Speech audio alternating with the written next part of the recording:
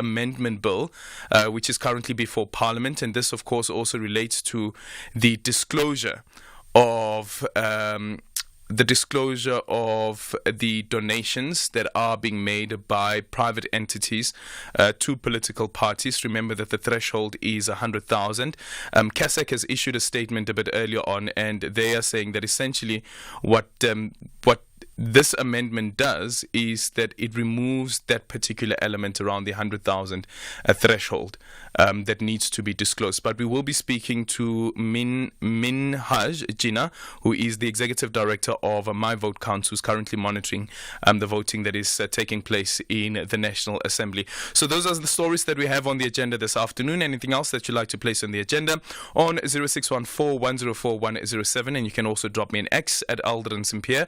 Our studio line is 086-000-2032. We'll also be speaking to Macintosh Polela, who is the head of communications at the Road Accident Fund, and this is following the call that we got last week from Anonymous. Remember Anonymous, who spoke about the 1.7 million rand that was paid out by the Road Accident Fund, and according to her, the lawyers that were assisting her, as well as her son, the agreement was that they'll take the 25% of the money, take 25% of the money, and later on it emerged, according to the lawyers, that there was a court order, and the court order said that the money that must be handed to, or the money, the remaining 75% must be put into a trust account, and 2,500 rand be released to Anonymous.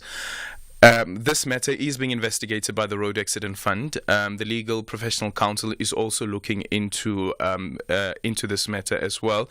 So we'll get an update from the Road Accident Fund about this particular incident that has taken place. How far are they with the investigation? What it is that they have been established, because it's not the first time that there have been allegations that have been made about rogue lawyers who essentially steal money from people who have been successful claimants at the Road Accident Fund.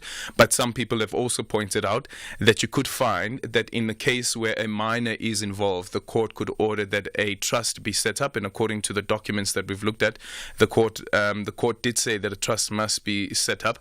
However, though, the 2,500, the court doesn't make any reference to the 2,500 that will be paid monthly to the claimant. So Macintosh Polela will give us more details with regards to that. And again, that X that we send out and that call solicited a lot of reaction. Maybe this could be an opportunity for you as well, if you have any questions related to the Road Accident Fund and claims, to send through a voice note to 0614-104-107, or you can also drop me an X at Aldrin Sampear. Preferably go slip into the DMs, because sometimes the mentions get so busy that you really struggle to sift through the stuff that are related to the show. So you can slip into my DMs and give me all the details, and we'll share it with Macintosh Polela. So 0614-104-107, your X at Aldrin Sampear, and our studio line is 086-000-2032. You are listening to Aldrin Sampear on SAFM. It is 13 minutes after 3 o'clock. We're in conversation next with SABC News reporter Horisani Sithole, who is going to give us an update on the Ekurhuleni Mayor's pending motion of no confidence. This, as the Ekurhuleni Council is debating the motion of no confidence against Mayor Sivuyile Ngotwana. The previous sitting collapsed last month after violence broke out in the chambers. Horisani Sithole now joining us on the line. Horisani, good afternoon, and thank you so much for making time for us. Afternoon, Aldrin. So what is on the agenda this afternoon? Has it been confirmed that indeed they will go ahead with the motion of no confidence in the mayor? Actually, they spent a better time of the morning with dealing with other issues. One, there were protesters outside here where the speaker had to hold the sitting and come and receive a memorandum. We've seen community members from informal settlements here in Ekurhuleni coming to demand electricity and services such as sewer, better sewer systems and all that. And also after that, there was also another issue around, you remember that there's a story of the AG's report which has found the municipality to be finances to be troublesome, and also the motion. So there was sort of back and forth debate as to what should they start with up to a level where they decided to go for a vote. So recently, not so long ago, the vote was done, and actually the DA wanted them to start with the motion, but then the majority won, saying that they should start with the Aegis report. So right now, they are still discussing the Aegis report. And what happened is that the DA has stepped out. They walked out of the meeting, calling it illegal and saying they won't be sitting for that one on the Aegis report, but they rather go back when it's time to do the tabling of the motion. So where are they now? They're just standing outside, and some having cigarettes and caucusing and all that. But right now, they've walked away. They said they'll go back as soon as the issue around the mayor, the motion of no confidence comes. So that motion is going ahead today? Yeah, hopefully so. If things don't pan out like the last time, we're hoping that it will go on. But at this stage, we are seeing the discussion on the Aegis report. Yeah. Are the numbers numbering, though, for this motion to be successful, which has, of course, been brought by Action SA? Because we had to seek clarity from the DA. My fear was also there that the numbers may not be numbering, given that they have walked away. Then they gave us assurance that they're actually going back. As soon as that time comes, they are going back. But one of the things that the DA, Tanya Campbell, raised also is that she feels like Ekurhuleni just deserves fresh elections. She gave an example of that. The issue here, ever since there's been coalition governments, there seems to be no outright winner, which creates problems for the people of Ekurhuleni. So this time around, it shouldn't be them sitting here and deciding who becomes mayor, but then the people should speak for themselves and then let them have the representative that they feel they want in the city of Ekurhuleni. Yeah, thank you so much for your time. Horisani Sutole there, SABC News reporter, following up on the motion of no confidence, which is on the agenda this afternoon in the city of Ekurhuleni. But will it go ahead? Remember the last time that the motion was supposed to go ahead, a violence broke out in the council sitting and it had to be adjourned. 0614-104-107. You can also drop me an X at Aldrin Sampear, and our studio line is 086-000-2032. Are you blowing your paycheck on car insurance every month? Monica, 39 from Three Rivers, pays just 1,515 Rand a month for a 2018 BMW 320i. None of the insurance companies has come near to the price I'm paying. I am happy at insurance. I'm going nowhere. SMS out to 30754 now for a quick quote that could save you hundreds every month. You'll also find out about included benefits like panic assistance and help it out 24-hour roadside assistance. Yusuf, 45 from Tegadal, pays just 700 Rand a month for his 2021 VW Polo. Helped it out, took the family up to go and see the snow, and I got stuck. The service was quick, even though it was in a very remote area. Absolutely phenomenal service from our insurance. SMS out to 30754 now. That's out to 30754. Outsurance is a licensed insurer and FSP. T's, C's, and limits apply. Premiums are risk profile dependent and reviewed annually. Client comments do not constitute financial advice. Fly better to your next holiday. Book your flights with Emirates to a holiday in Dubai, London, Istanbul, or Paris. Look forward to delicious regionally inspired cuisine, enjoy free-flowing premium drinks, and relax to your favorite movies on the way. Because it's not just about the destination, it's how you get there. This year, fly Emirates. Fly better. FC Köln will put their best foot forward to grab maximum points on home soil to run away from the danger zone. Meanwhile, RB Leipzig enjoys every moment in the top half and want to keep climbing to the top. This is the Bundesliga, football as it's meant to be.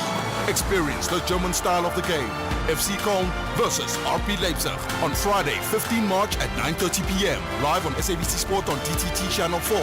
Also available on SABC Plus and SABCSport.com.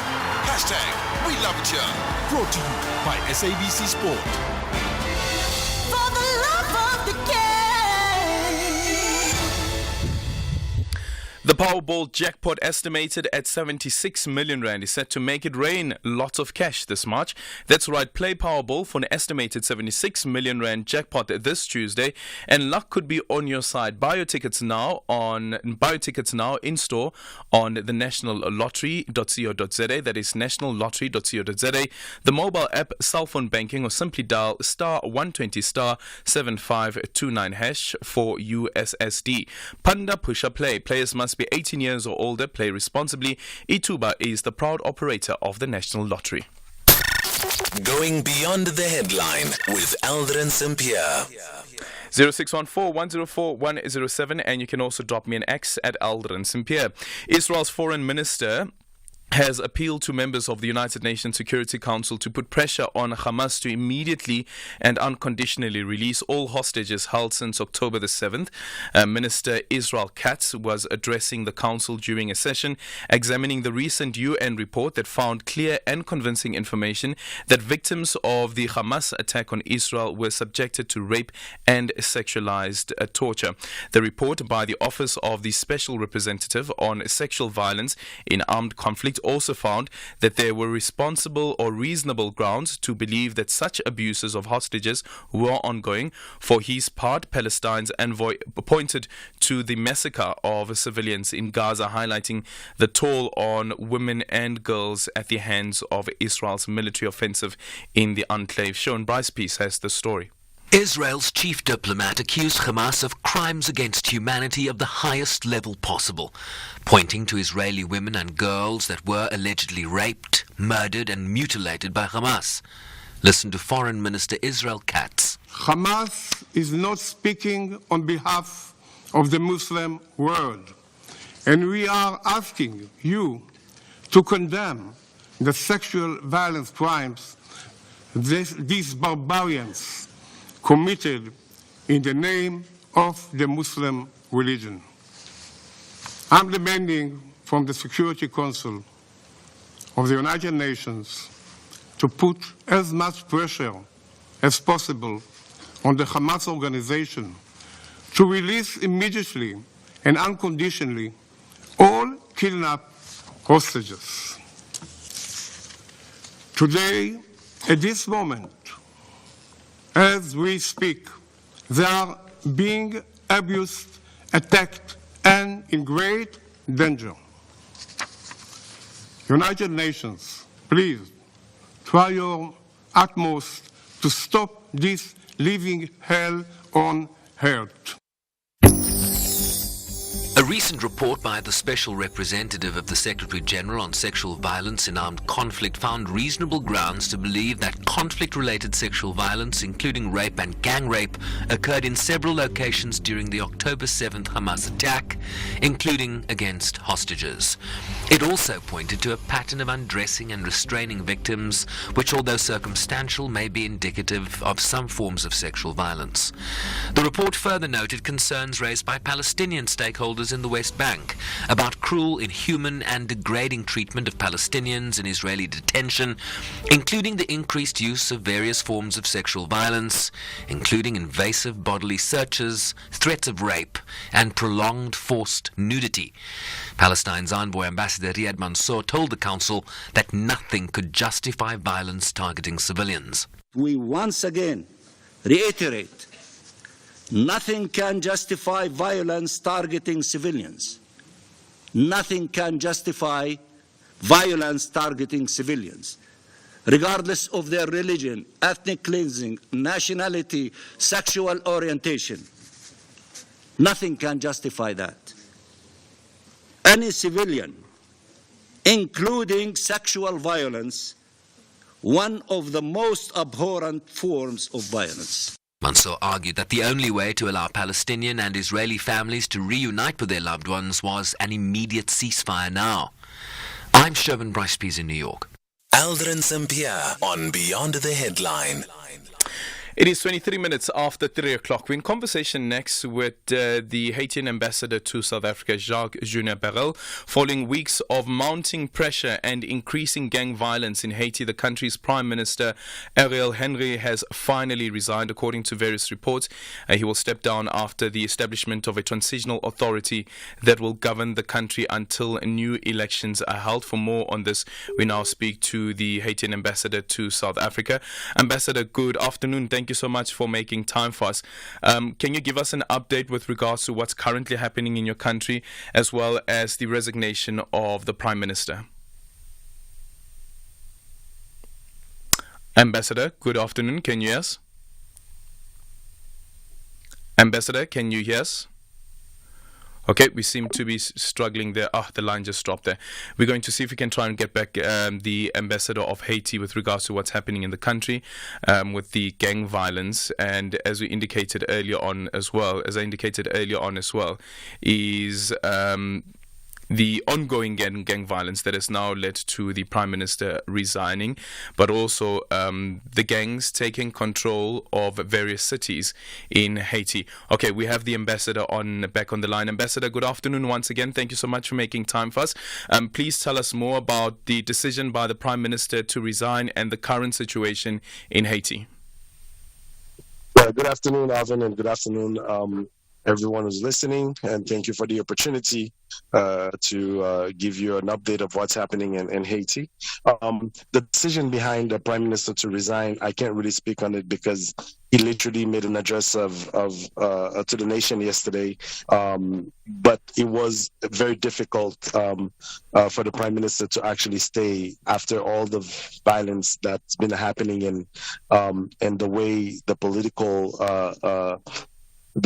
pressure that he was getting and the structure. So I didn't see how we were going to be able to get out of it. So the Prime Minister, I believe, did the right thing for the nation. So I hope that the political actors will come together as one to find a way out for the Haitian people, because the people cannot do it any longer. Now you have Port-au-Prince City is literally managed by the gangs. That 80% of the city is covered with gang violence, and basically to go from east to west, you need the gangs to actually allow you to circulate in the city. I think it's time for all of our political leaders to come together and do the right thing for the country and put all personal interests, political interests aside, and then see a path for the Haitian people. Yeah. So the Prime Minister also spoke about the installation of a transitional council. What can you tell us about that, and when the transitional council will be announced? Who gets to be part of this transitional council? Well, right now, what's been announced is that there is a willingness for different political parties to come together, and each one of them will have to designate someone in their party to be part of that council. The council will be a presidential college of 5 people, with two people from the social and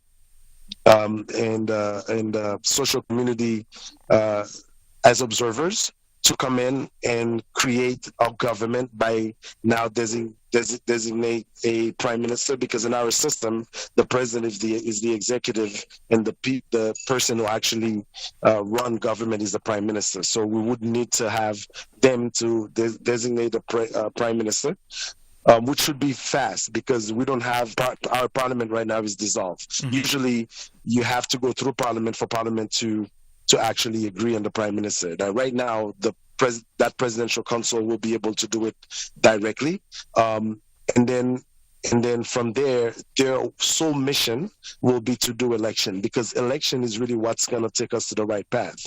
And I think that's probably what happened. And this time around, it's been 2 years where there was no talk of election, and the people didn't see where they were going. So I'm hoping that council will come together and do the right thing and come in and then do election as soon as possible. Do you know whether the Prime Minister, or former Prime Minister, would still be staying in the country Are there any security concerns around a possible attack on him or him being targeted? I'm not able to comment on that because we have not received any note on the Prime Minister's future plans. So what I'm hoping is by putting that council together is that there will be a level of decreasing violence in the region, and people will come down to their senses, and then so that we can start talking about a Haitian solution as opposed to an everybody's solution. Yep. So what happens to the gangs? Do they form part of the council? Well, right now it doesn't seem that's what's going to happen, but they are still in communication today. I think they're also going to be in communication tomorrow. A lot of people have actually come forward to say at this point, the gangs are part of the solution by having them involved in the communication. How, I don't know. We have not received any information on that yet. I'm one to think actually the solution is everybody's solution. So yeah, we'll probably have more details on that probably by tomorrow once they actually finalize all the consultation. Okay, thank you so much for your time. That is the Haitian ambassador to South Africa, Jacques Junabel, on what's currently happening in his country, obviously following the resignation of the Prime Minister. According to reports, Prime Minister Henry has been perceived to be corrupt, and as the ambassador was speaking now about the delays in announcing an election day, it has been 2 years since people have been waiting for the election date to be announced. So maybe now that the Transitional Council has been set up, there will be a date that is announced, but I wonder what happens to the gangs in the meantime. It's 3:30. Time for the news headlines. Good afternoon, I'm Anne Musa. In the headlines, President Cyril Ramaphosa, together with his Ghanaian counterpart, have co-chaired the South Africa-Ghana Binational Commission in Pretoria, at a time when the state of peace and security is fragile, not just in Africa but across the globe. The ANC has commended the Independent Electoral Commission for its swift response to the leaking of the candidates list for the ANC and the MK party. The Commission earlier confirmed it has dismissed an employee responsible for the leak following an inquiry. And National Treasury has published proposed amendments to several pieces of legislation overseeing public sector pension funds to align the public sector pensions with the new pot system. I'll have details on these and other stories at 4. SAFM, guiding you through the rush hour traffic. And it's time to look at what's happening on the roads with Rob Byrne. Good afternoon. Thanks, Aldrin. Good afternoon. The N103 Midrand busy again today. Queues already between Buccleuch and the New Road exit. The N1 South coming down from Pretoria looks okay. If you're just about to sort of embark on a trip from Pretoria to Joburg, it is clear, but going north there is a backlog through Midrand. R21 southbound under some pressure again today from Clayville into Tembisa. That is airport bound. Again, it's roadworks, lane closures just after the Olifantsfontein Road exit. And the usual broken down vehicle at Van Buren, so heading through Galilees going south into Germiston. That's all busy today. Over into KZN, the N3, this is going up to Pietermaritzburg. It's unfortunately another busy afternoon with a crash between Linfield Park and Ashburton, so queuing pressure on that Pietermaritzburg bound carriageway. Also a breakdown just north of Spaghetti Junction, so the N2 northbound is busy. There's also backlog coming out on the N3 from Sherwood into Spaghetti Junction to join that N2 north in towards that breakdown and the construction. And just north of Cape Town, the R27 West Coast Road remains closed for truck crash recovery, basically between the Coburg Power Plant and Dussenberg Road at Atlantis. It's a full closure both directions, and truck crash recovery underway on Baden-Powell Drive between Strandfontein Road and Strandfontein Road and Khayelitsha. So Baden-Powell Drive, heavy traffic both sides. Rob Byrne, SAFM Traffic. This is SAFM Sports with Tuming Kapele. And we're looking at basketball. Interesting. I always tell people that they say that, politics and sports do not mix. Yeah. And what happens?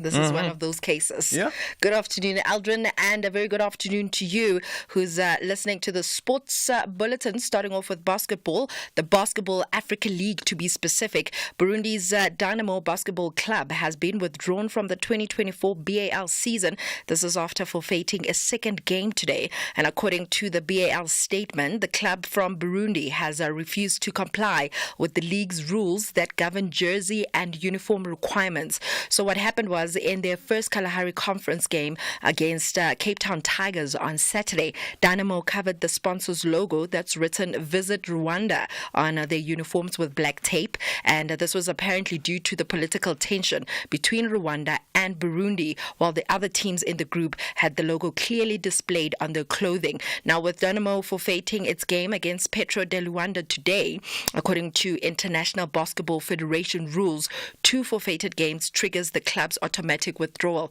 So with that said, they won't be playing anymore. But still staying with the BAL, South Africa's Cape Town Tigers will face BAL favourites FUS Rabat in Pretoria tonight. And that game is at 7 p.m. as they look for their first win in the inaugural Kalahari Conference. They lost 100-88 to Petro de Luanda and 73-86 to Dynamo BBC. But now with Dynamo out, perhaps there's a lifeline for Cape Town Tigers.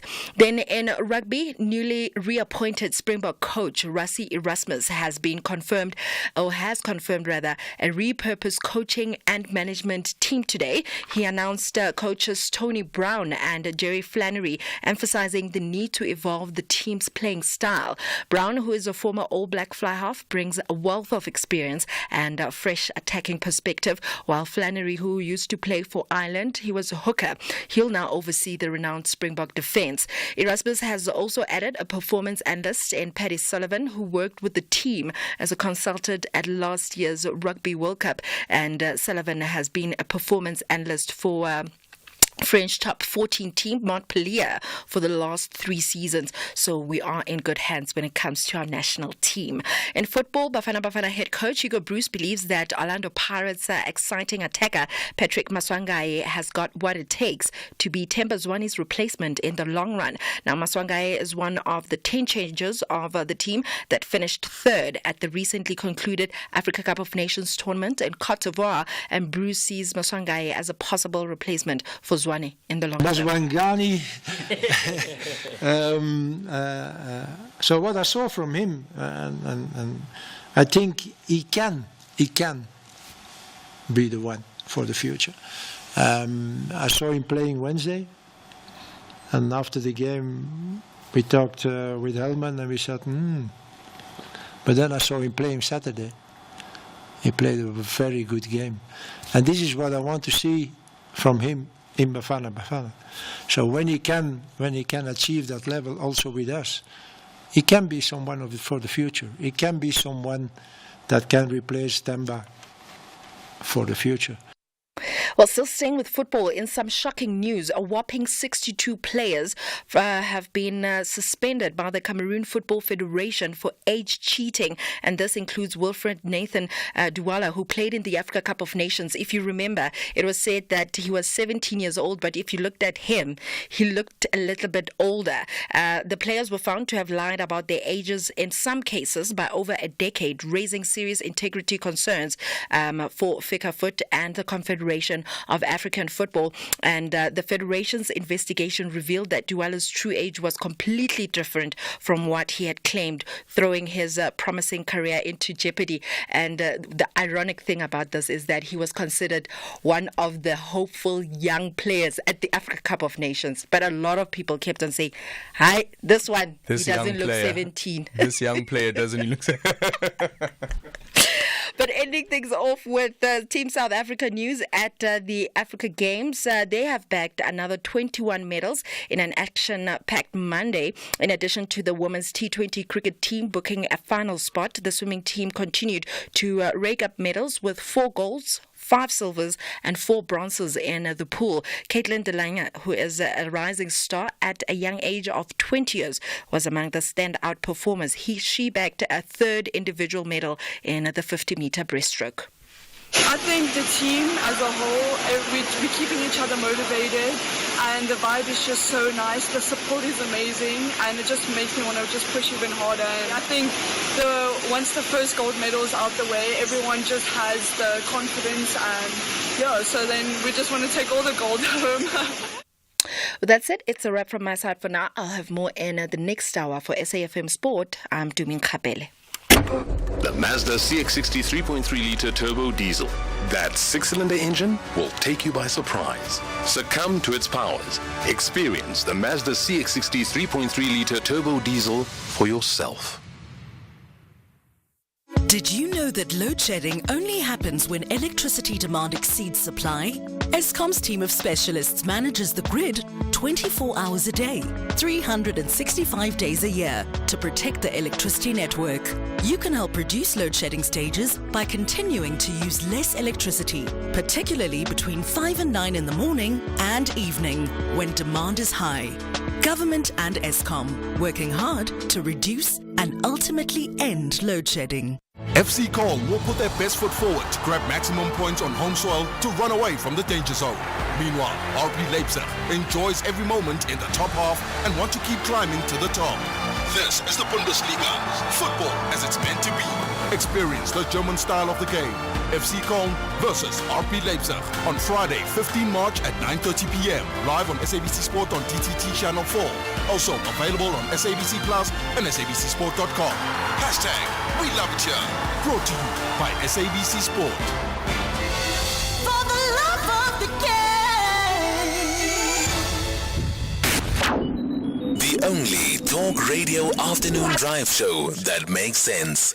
Beyond the Headline with Aldrin Sampear, right here on SAFM. Let's take your voice notes on 0614-104-107. You can also drop me an X at Aldrin Sampear, and our studio line is 086-000-2032. So a bit later on at around 10 to 4, we'll be in conversation with Emma Powell, who is the DA's Shadow Minister for International Relations and Cooperation. And this is following the letter that she wrote to the U.S. Embassy, as well as the Secretary of State, the United States Secretary of State, Anthony Blinken, asking for, amongst others, assistance and that resources be directed into an independent parallel vote tabulation process run by independent organizations. And remember, yesterday when we were speaking to the former Deputy Commissioner Terry Zilani of the IEC, he said that this essentially amounts to interfering in the electoral process of the country. Well, now the U.S. Embassy, of course, has responded to the to this letter.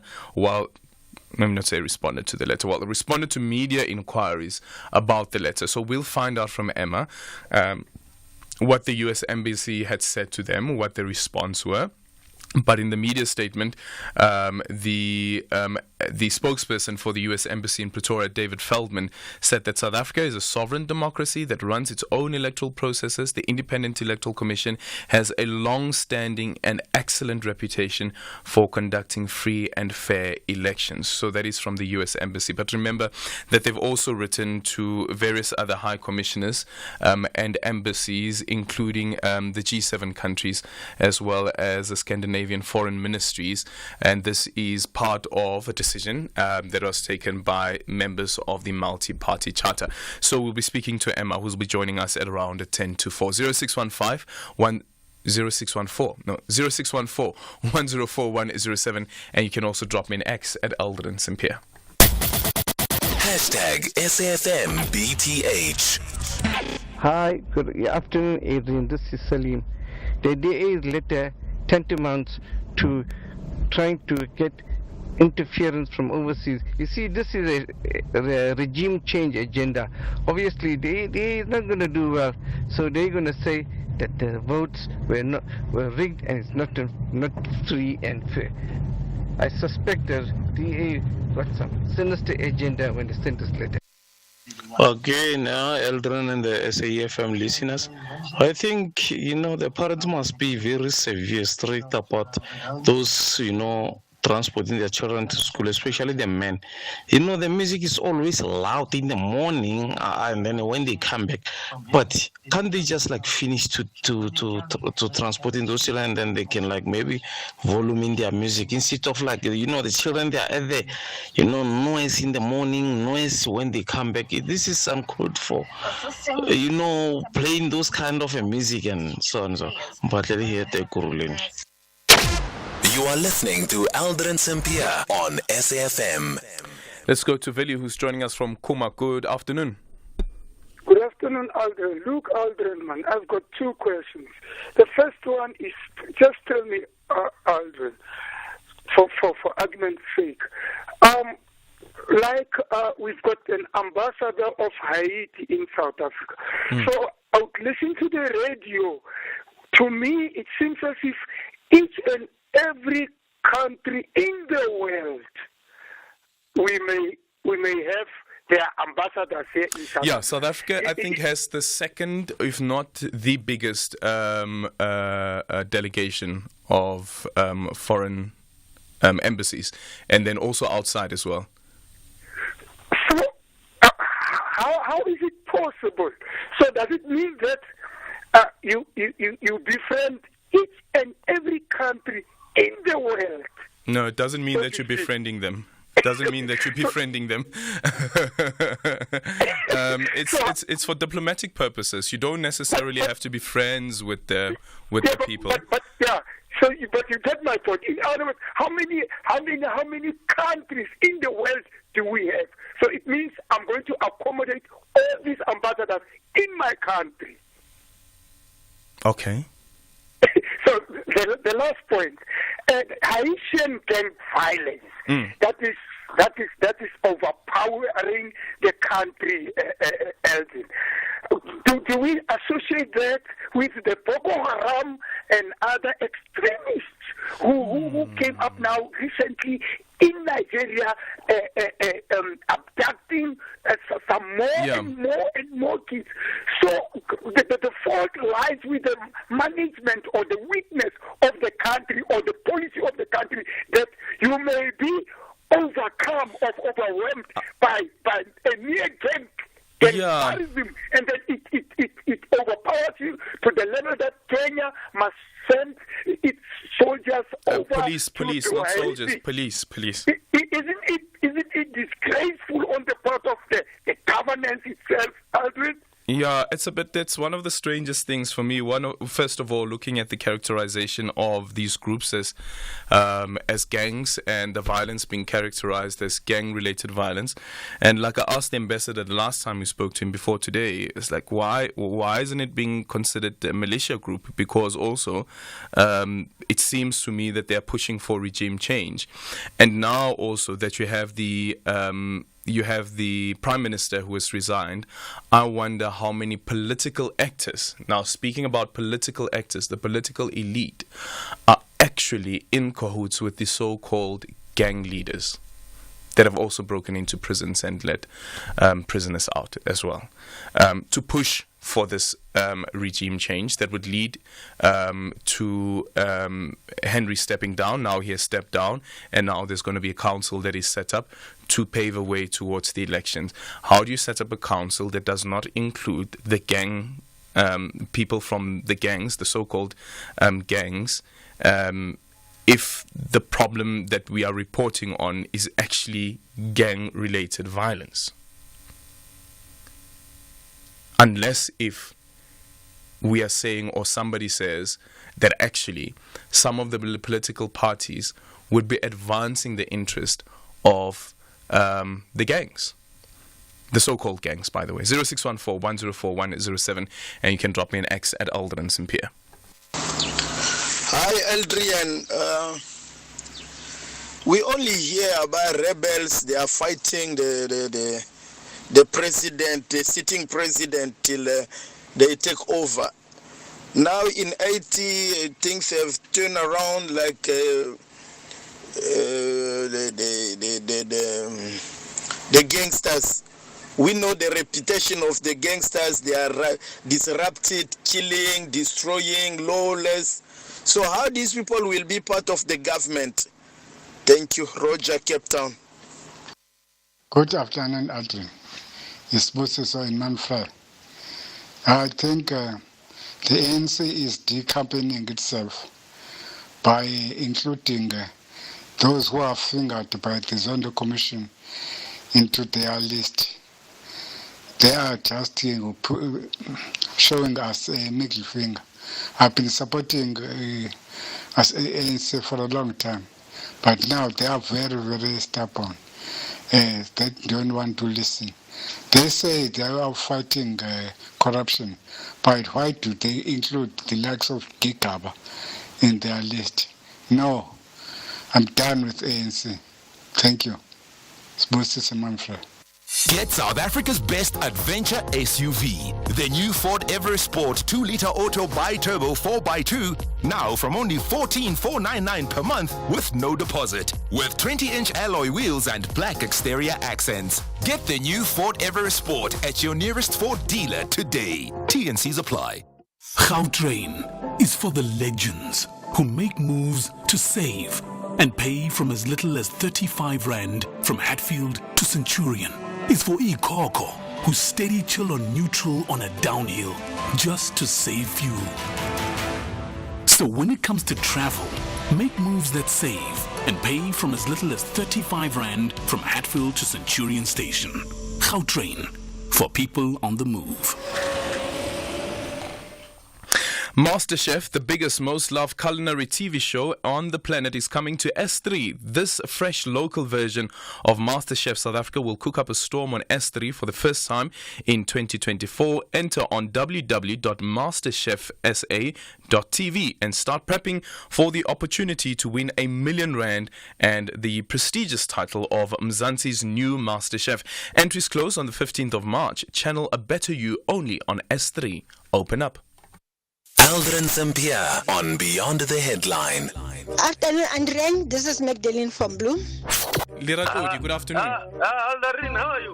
Let's hear from Tandisa joining us from Matlosana. Good afternoon. Edwin, how are you? Aldrin. Who? It's Aldrin. Excuse me. My name is. My name is. My name is. My name is. My name is. Aldrin Sampear. Oh, okay, thank you. Hashtag SAFMBTH. My name is what? My name is who? My name is what? My name is who? My name is Aldrin Sampear. My daughter is loving Aldrin Sampear. Enjoy your show, man. Aldrin Sampear on Beyond the Headline. 0614-104-107. You can also drop me an X at Aldrin Sampear, and our studio line is 086-000-2032. And by the way, remember that we are streaming live on YouTube. We are also live on Facebook. That's where you can follow us, and also on X for comments as well, comments on the show. Please do send them through. By the way, somebody said I should ask for people who watch on, who follow the show on YouTube as well as X and Facebook. What's the experience like? How is it different to just listening on the radio, but now watching and listening?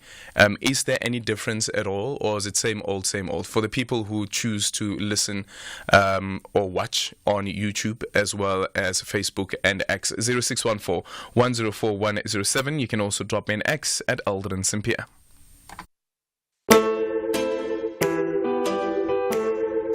Forthright and hard-hitting Aldrin Sampear on SAFM. Sometimes you'll think he's personal in approach. Well, the guy is just doing his job. Hashtag don't take it personal.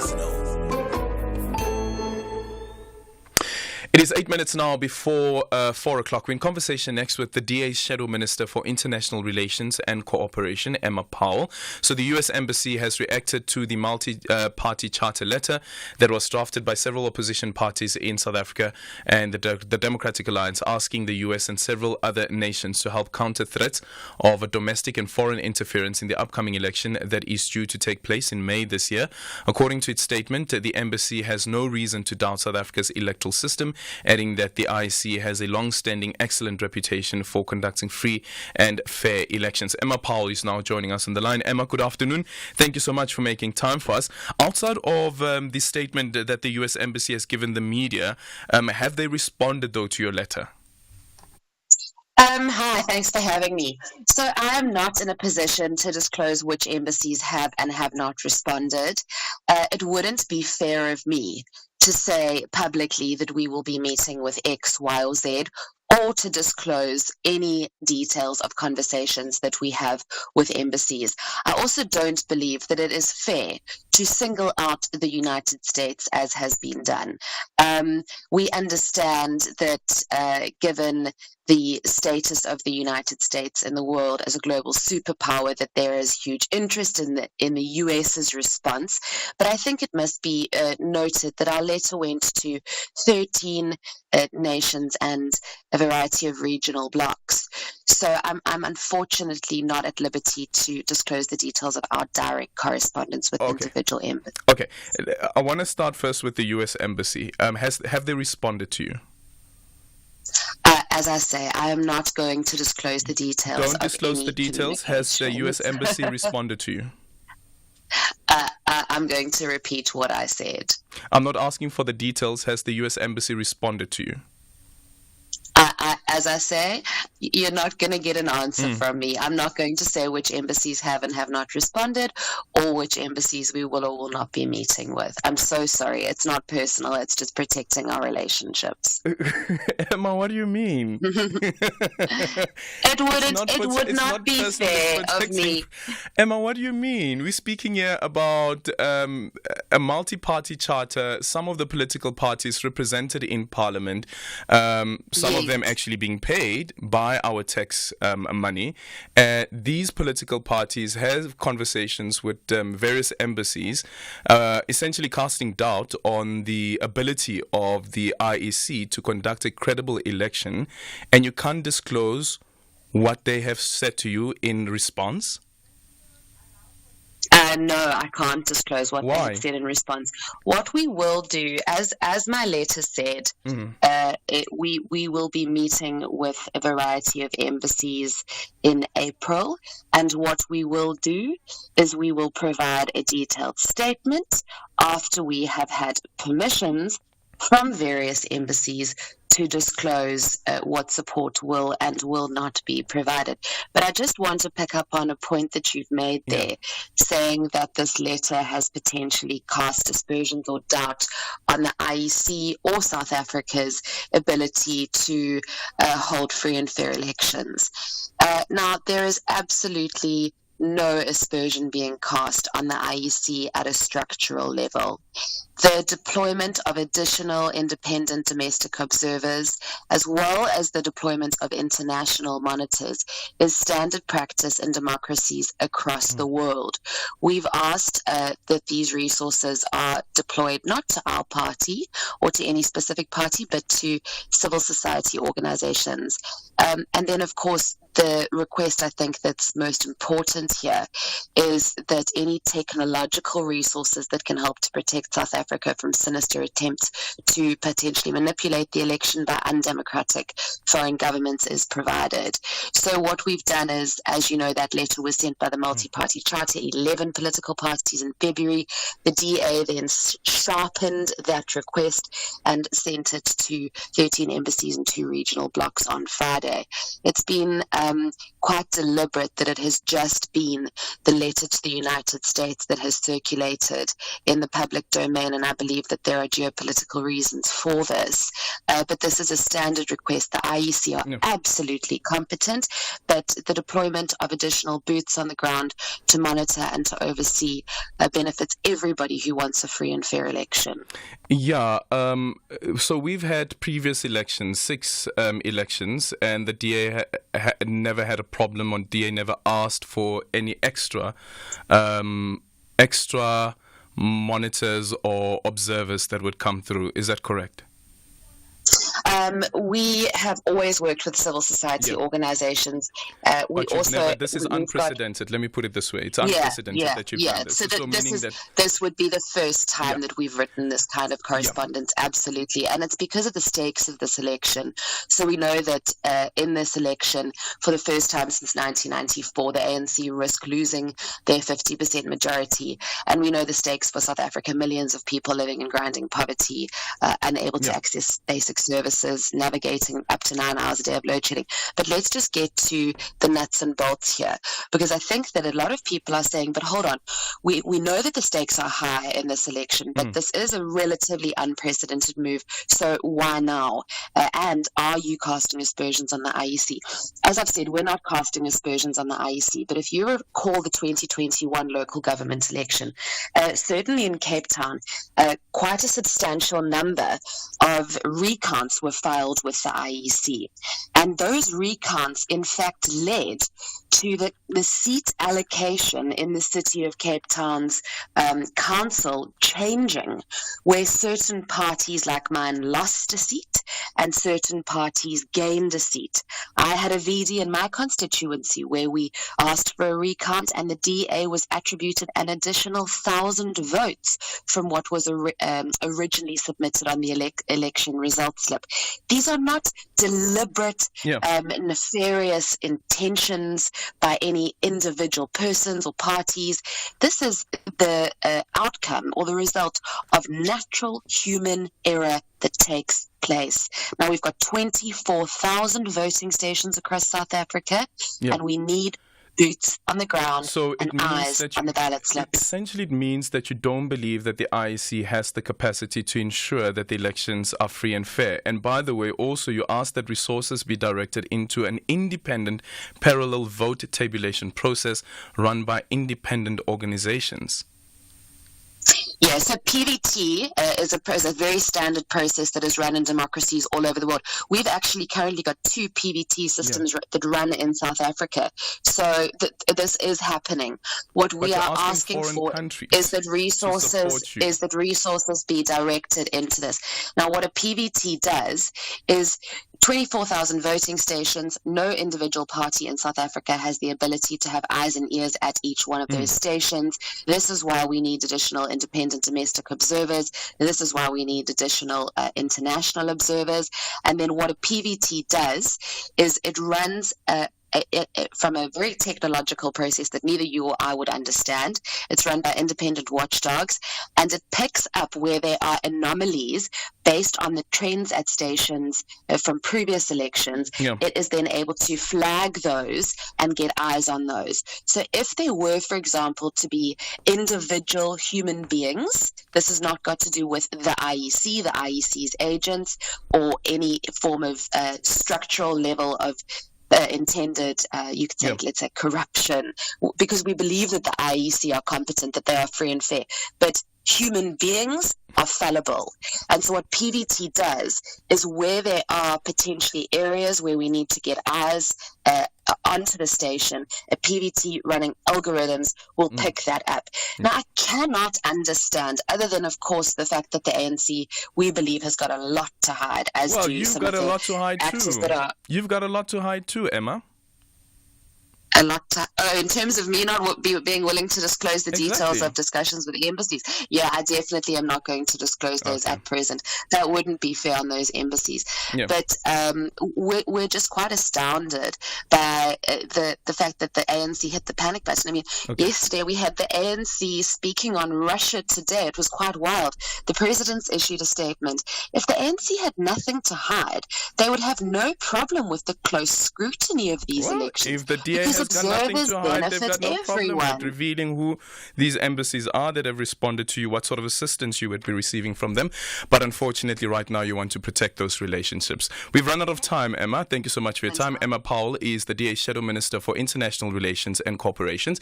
Apologies, we're late for the news. It's 4 o'clock at 2 minutes after 4. Independent and impartial. This is SAFM News. In our top stories, closing remarks by President Ramaphosa at SA Ghana Bi-National Commission, and ANC commends IEC for swift response following leaked party lists. Good afternoon. President Cyril Ramaphosa, together with his Ghanaian counterpart, have co-chaired the South Africa-Ghana Bi-National Commission in Pretoria, at a time when the state of peace and security is fragile, not just in Africa but across the globe.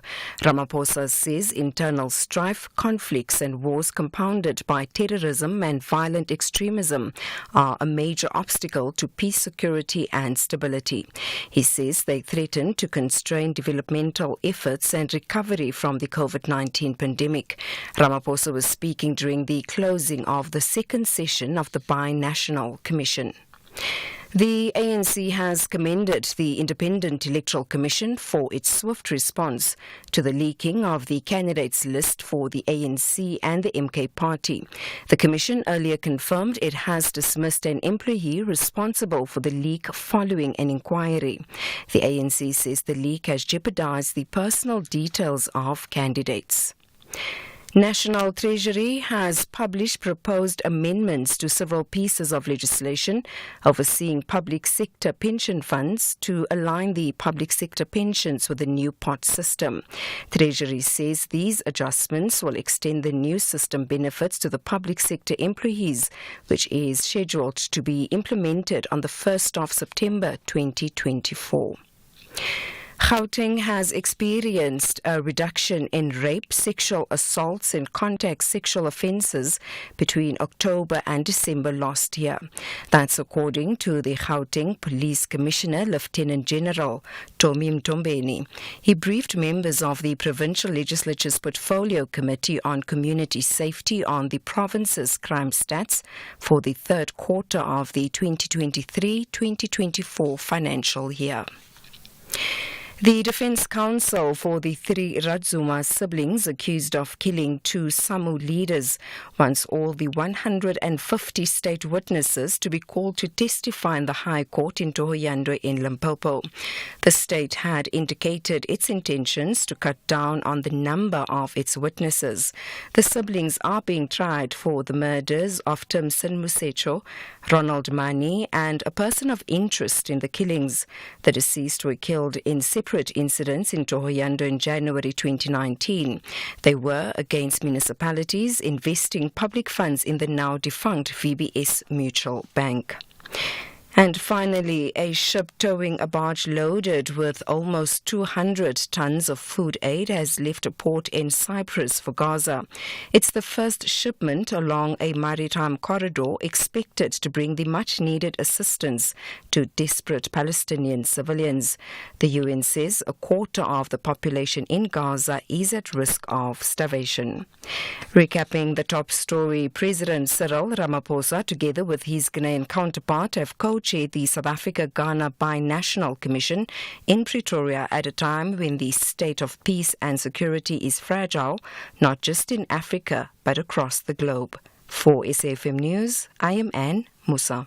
And coming up in your sports this hour, Tshwane Derby takes centre stage tonight, and Kolisi is still part of Springboks' plans, but Erasmus may opt for a new captain. I'll have more on these and other sports stories at 4:30.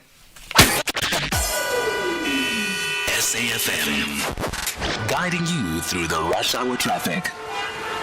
The N1 North through Midrand is busy already, sitting between Buccleuch Interchange and the new road exit. Irene also slow as well. Buerta Avenue South, now Napier East into the main Irene junction. Both routes under a bit of pressure. It was really bad through there this morning, and it is building up again this afternoon. Lots happening around Durban. Breakdowns in the roadworks. N2 North at Gateway, so pressure from Kumashu. And a breakdown at Paradise Valley in the roadworks on the N3 outbound. So backlogging from the Pavilion Mall side. Crash on your way to Pietermaritzburg before Ashburton. Queues from Linfield Park, and a breakdown at Ashburton coming out of Pietermaritzburg, so quite a backlog of traffic from Market Road heading down towards that scene.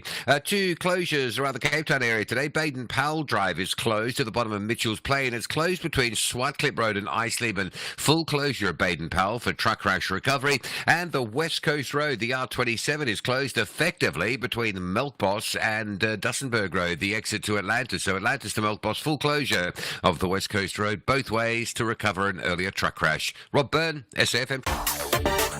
Beyond the Headline with Aldrin Sampear on SAFM. Weekdays, 3 to 6 p.m.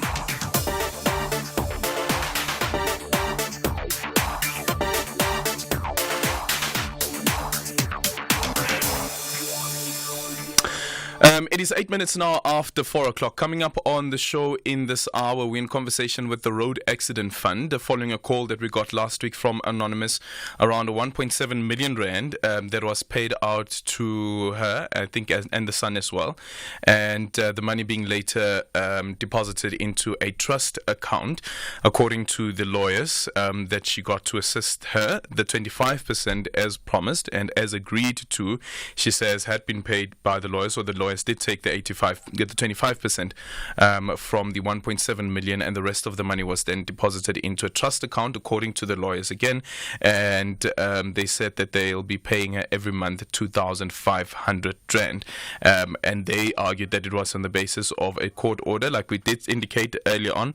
That remember that this is a case that is being investigated by the Road Accident Fund, but also by the Legal Professionals Council. So as soon as we have an update from the Legal Professionals Council around their particular investigation and what they found there, we'll then carry on with the story and then give you an update with regards to that.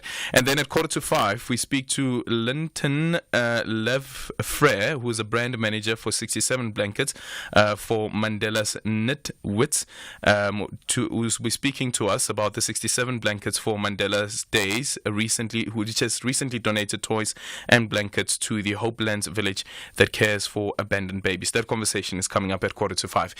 0614-104-107 and X at Aldrin Sampear, and our studio line is 086-000-2032. 5, 4, 3, 2, 1. 10 past 4. 10 past 4.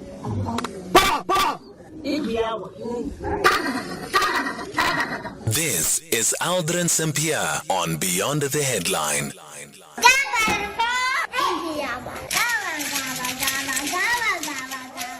Aldrin, I mean, Emma has got you there. I mean, she's explaining it crystal clear, even for me, that's a layman person, understand why they're doing this. And you're hopping on the embassies. I mean, she explained to you it's relationships. I mean, observers is happening all over Africa, you know.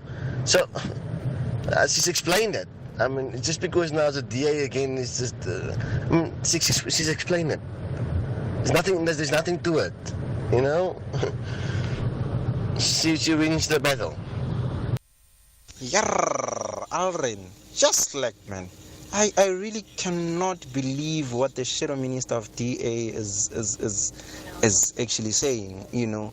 Like, I honestly, it beats me, and it just, to me, just gave me confirmation as to why I'm justified as a voter not even considering them, you know.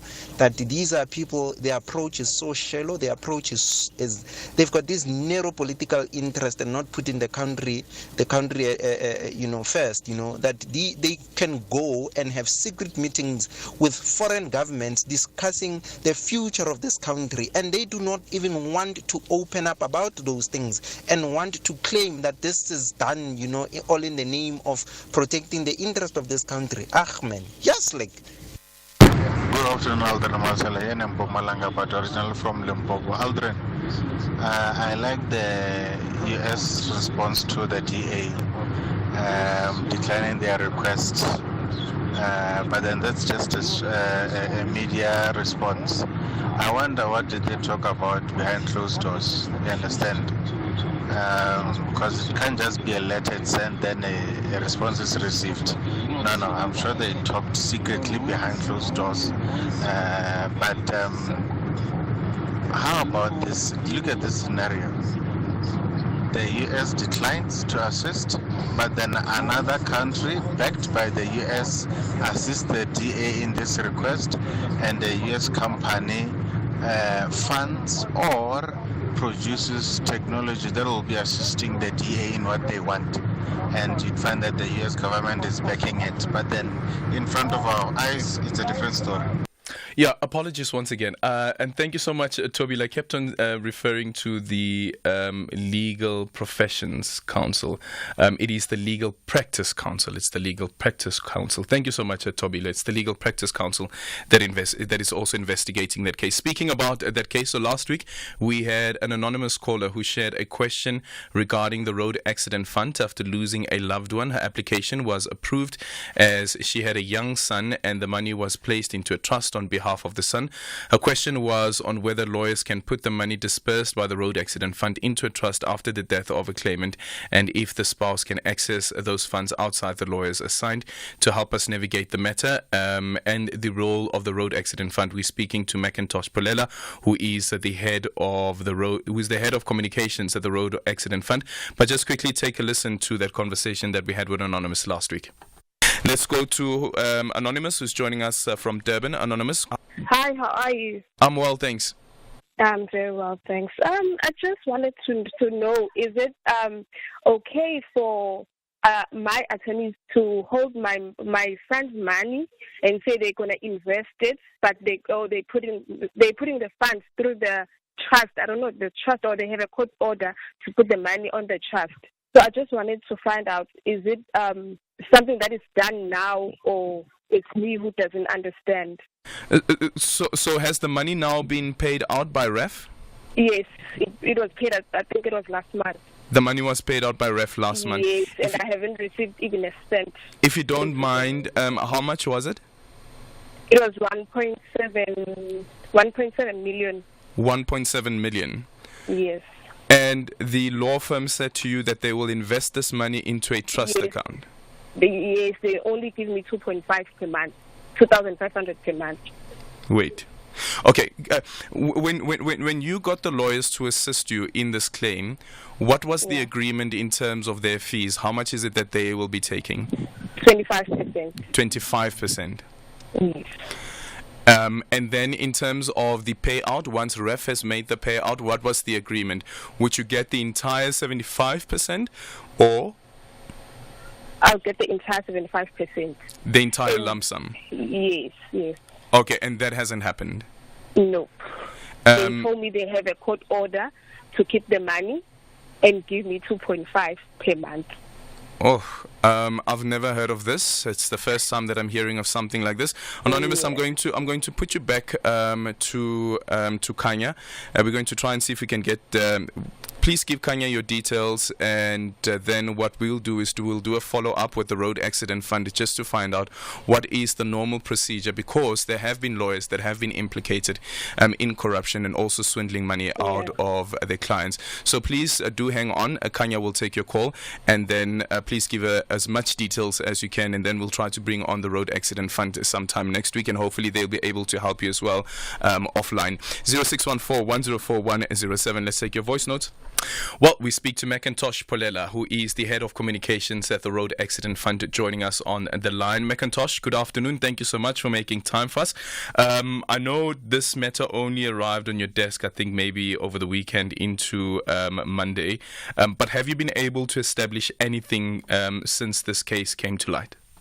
Hi, good afternoon, Aldrin, and good afternoon to your listeners. Yes, we have been able to establish something. So yes, there is a court order. But what I can tell you is that this is a classic case of an attorney or attorneys that are not acting in the best interest of the claimant, because obviously they received instructions from the claimant to claim on her behalf and on her child's behalf. But what happened was obviously they overtook the mother when it came to the point where the money was paid, in that they went to court.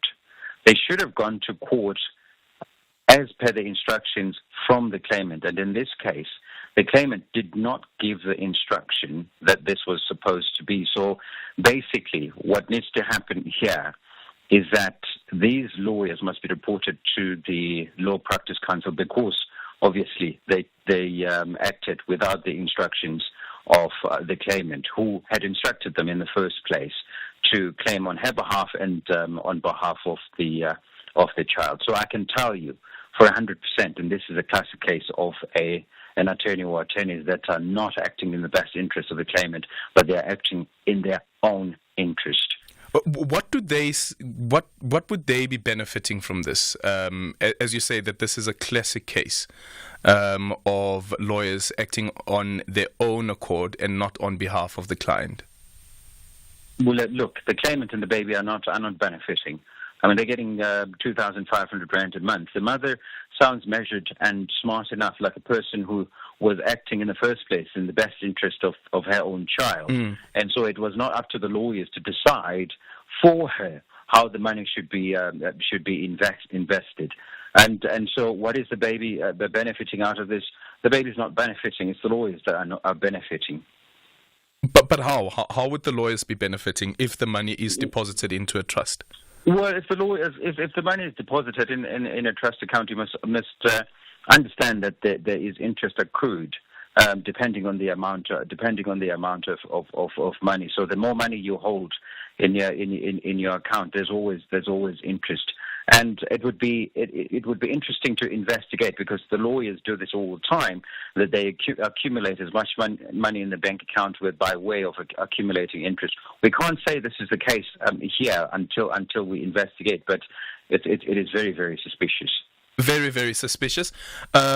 So from the road accident fund side, what is it that you can do, or is it now all out of your hands because the money has been dispersed to the claimant?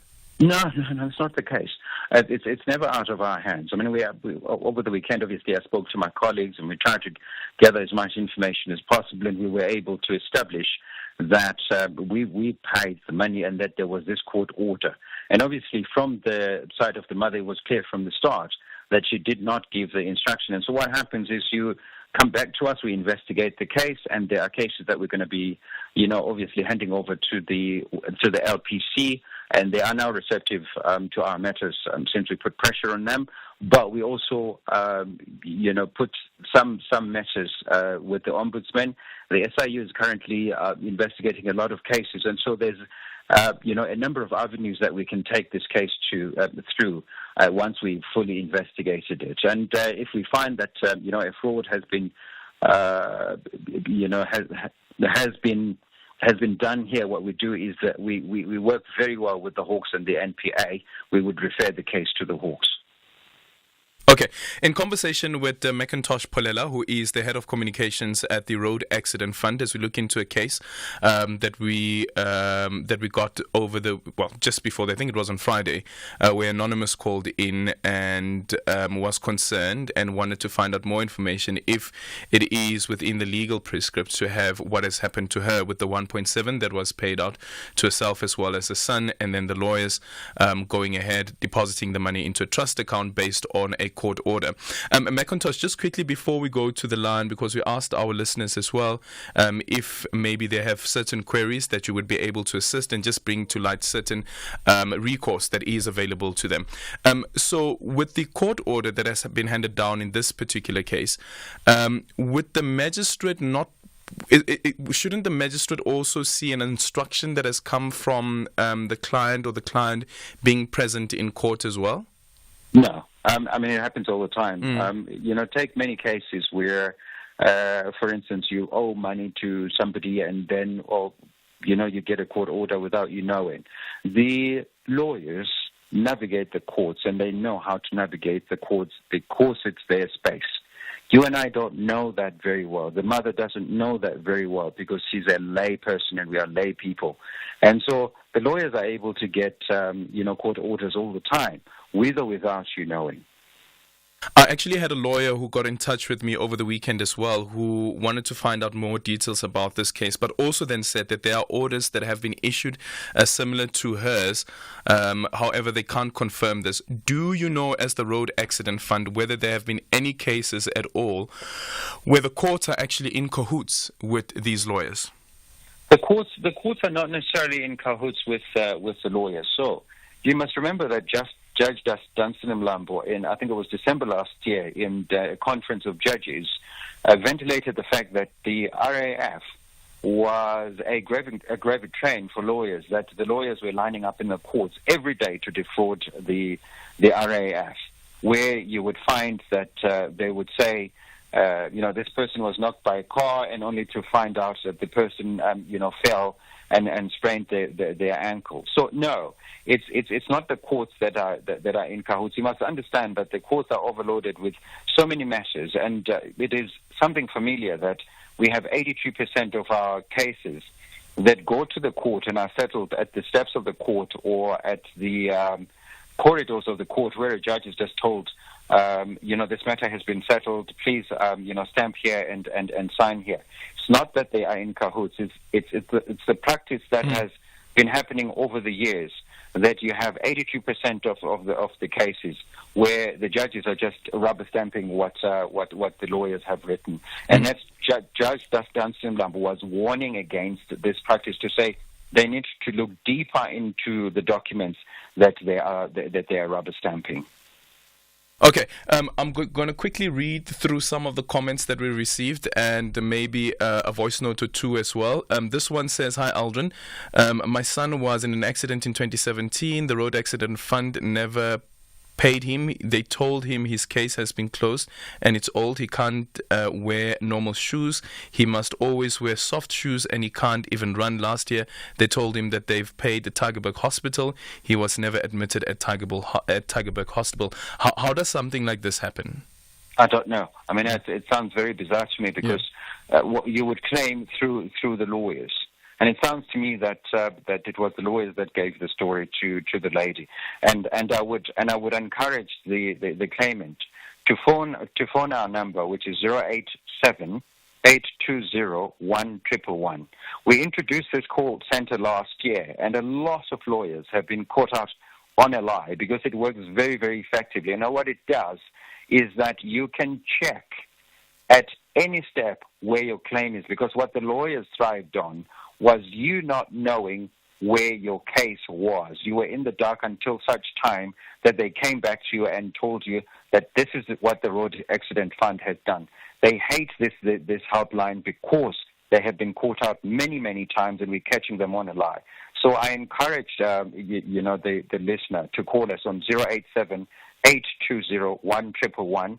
They can buzz the number. They can send a "please call me," and they will be catered for.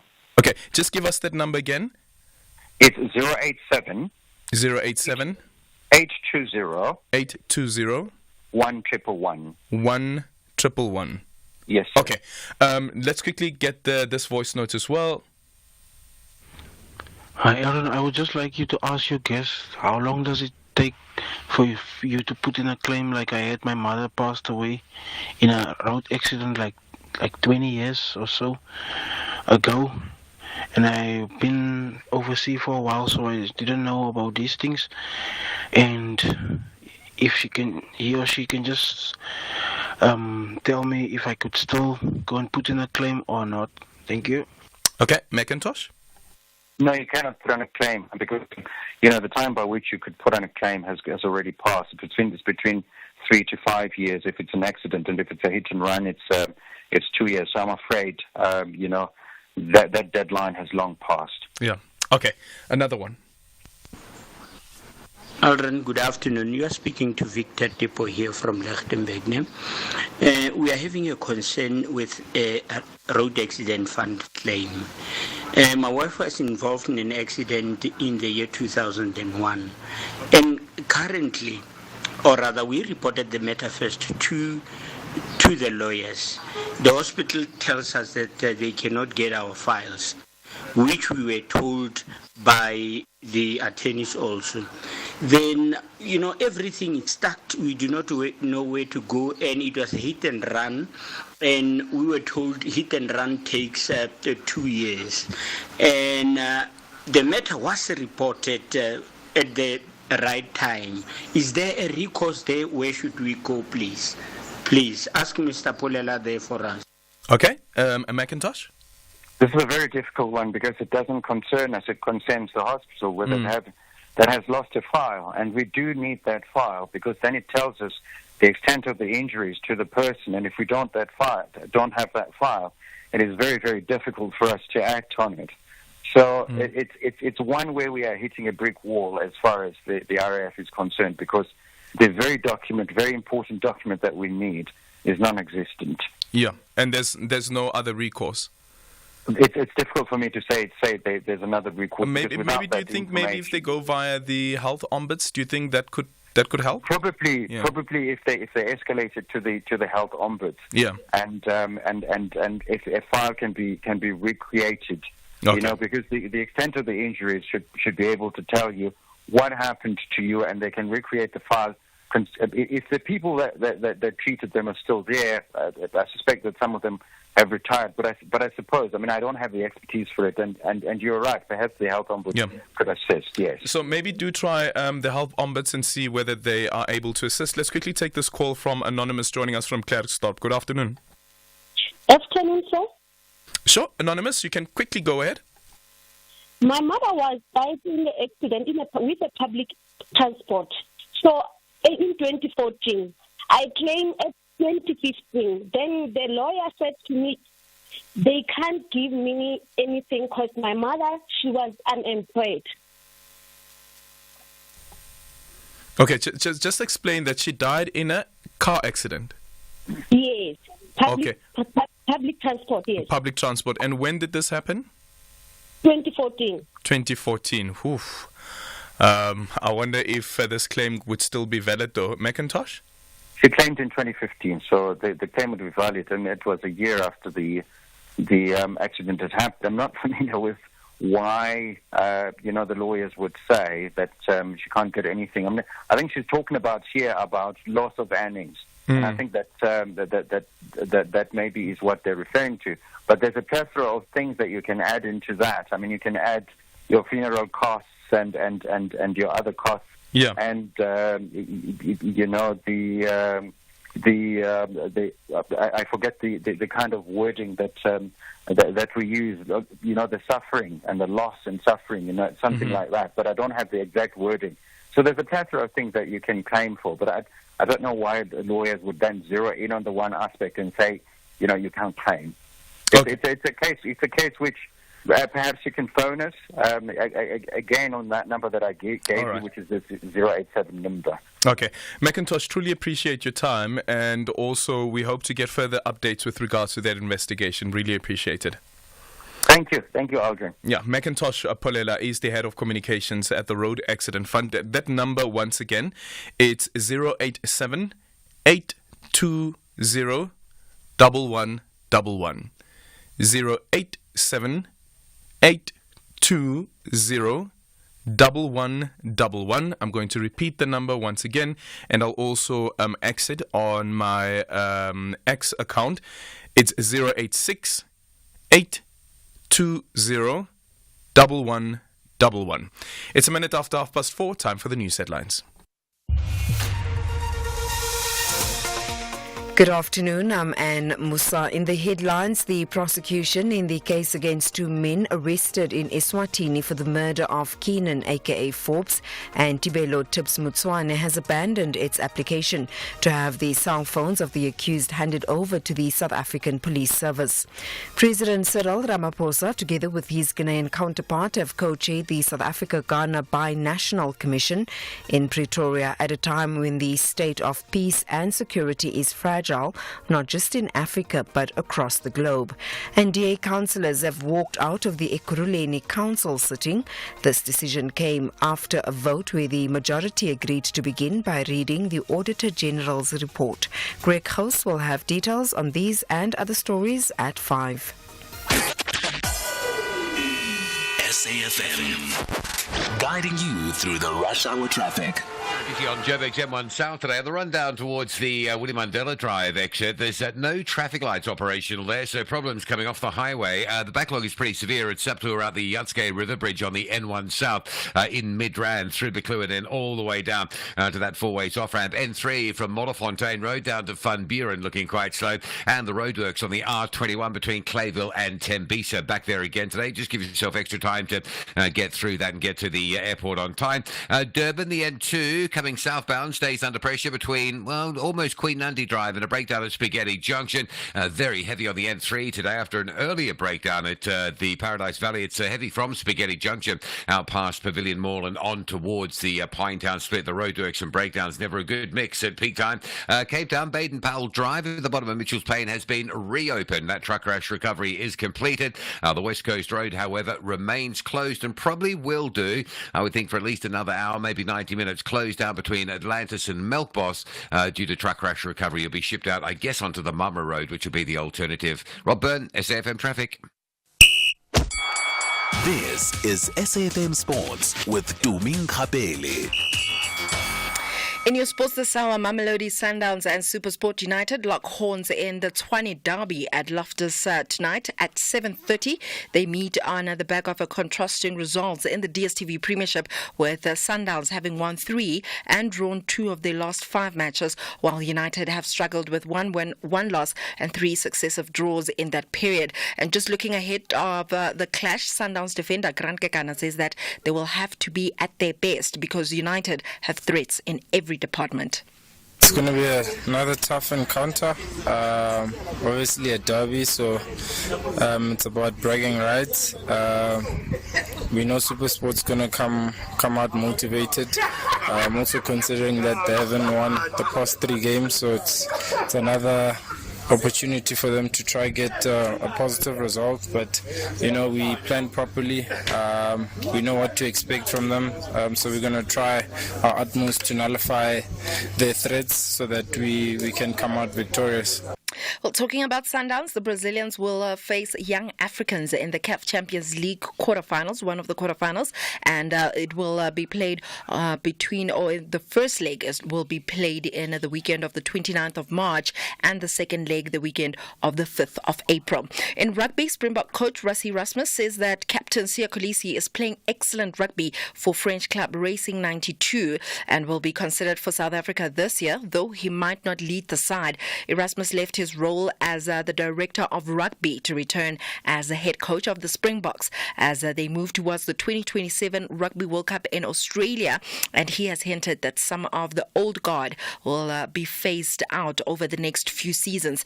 18 of the Springboks' 33-player squad at last year's World Cup in France were over the age of 30, with Kolisi turning 33 in June. Then in golf, former Ryder Cup star Ian Poulter says that the golf's world rankings are irrelevant and the majors need to decide if they want the best players regardless. Poulter, who once would have depended on being in the world's top 50 to get into majors, elite tournaments and Ryder Cup teams, says that he doesn't even know his ranking. The 48-year-old has had top 12 finishes in 4 majors in a career spanning more than 2 decades, but now piles his trade on the controversial Saudi Arabia bankroll live circuit. Anything's off with some Africa Games news. SA Women's Cricket Vice Captain Leah Jones has credited the impressive bowling display after they qualified for the final of the inaugural Women's T20 Cricket Tournament at the 13th Africa Games. The SA emerging women's side, led by Nondumiso Shangase and Jones, beat Uganda by 50 runs in the semi-final in Ghana after being sent in to bat and posting a 122-run total for the loss of just 4 wickets. South Africa will face neighbours Zimbabwe, who beat Nigeria in the other semi-final in the gold medal match tomorrow. I think it was a good game, all in all. I think it didn't go so well in the beginning, but we ended well, and we obviously took that momentum into the bowling. The bowling was exceptional, so kudos to the bowlers, and our fielders was really excellent. But I think our bowling carried us through this game once again, so it was really well, really good. That's it from my side. For SAFM Sport, I'm Tuming Kapele. SABC Sport remembers the fallen hero, the legend of the beautiful game. Spiwe Dr. Mandi Mkhonza, a great football analyst with a unique language that hits straight to the hearts of the fans. Tactically, the teams are in a different level, and the quality also shows. This former defender just knew how to draw the undivided attention of the football-loving community. Rest in peace, Dr. Mandi. You left a remarkable footprint. SABC Sport. For the love of the game.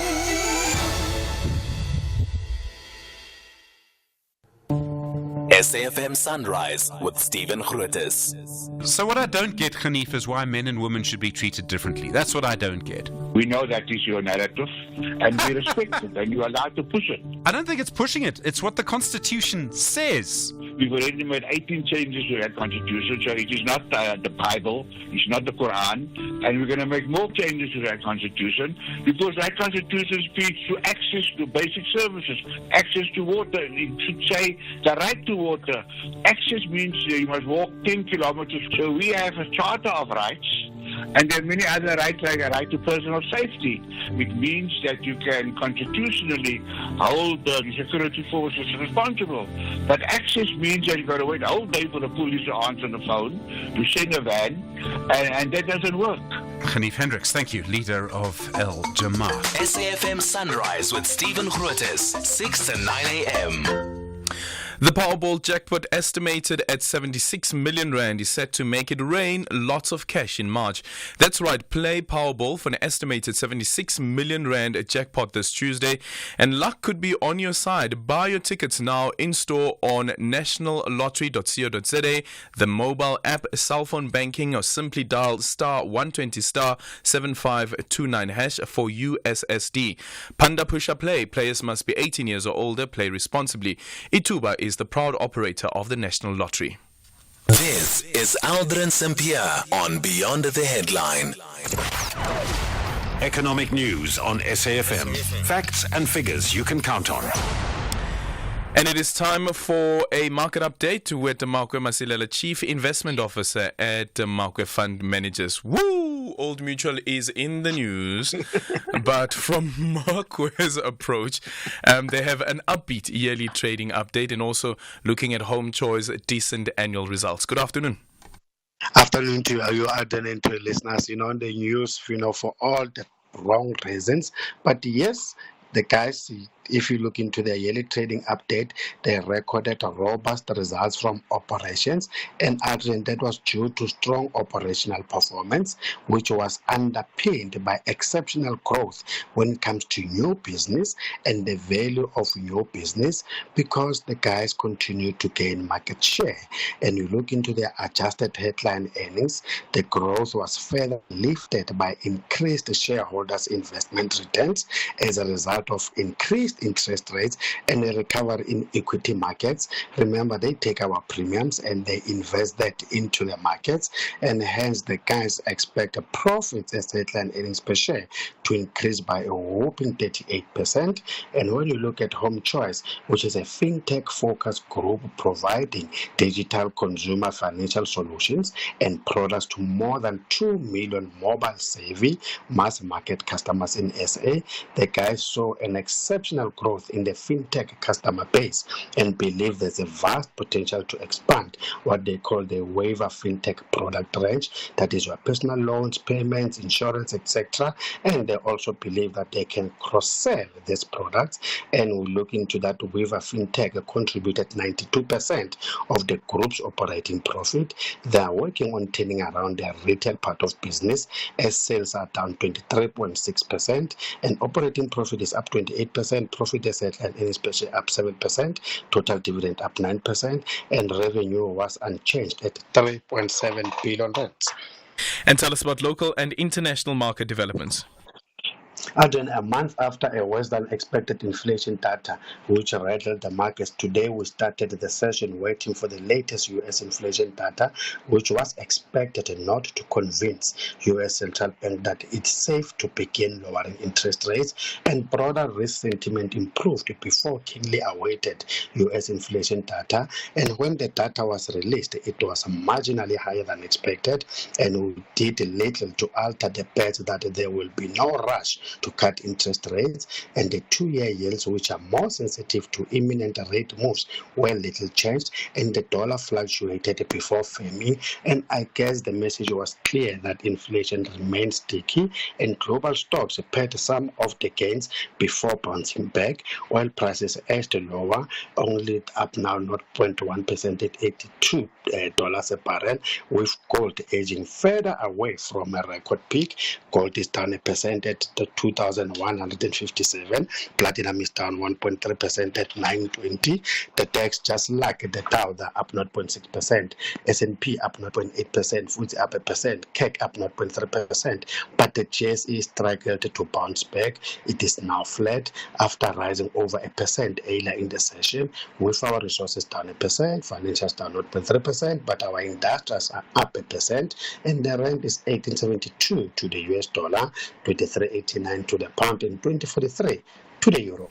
Thank you so much. That is Markwe Masilela, Chief Investment Officer at Markwe Fund Managers. Let's take your calls on 086 000 2032 and your voice notes on 0614 107 on 0614 104 on 0614 104 107, and our studio line is 086 000 2032.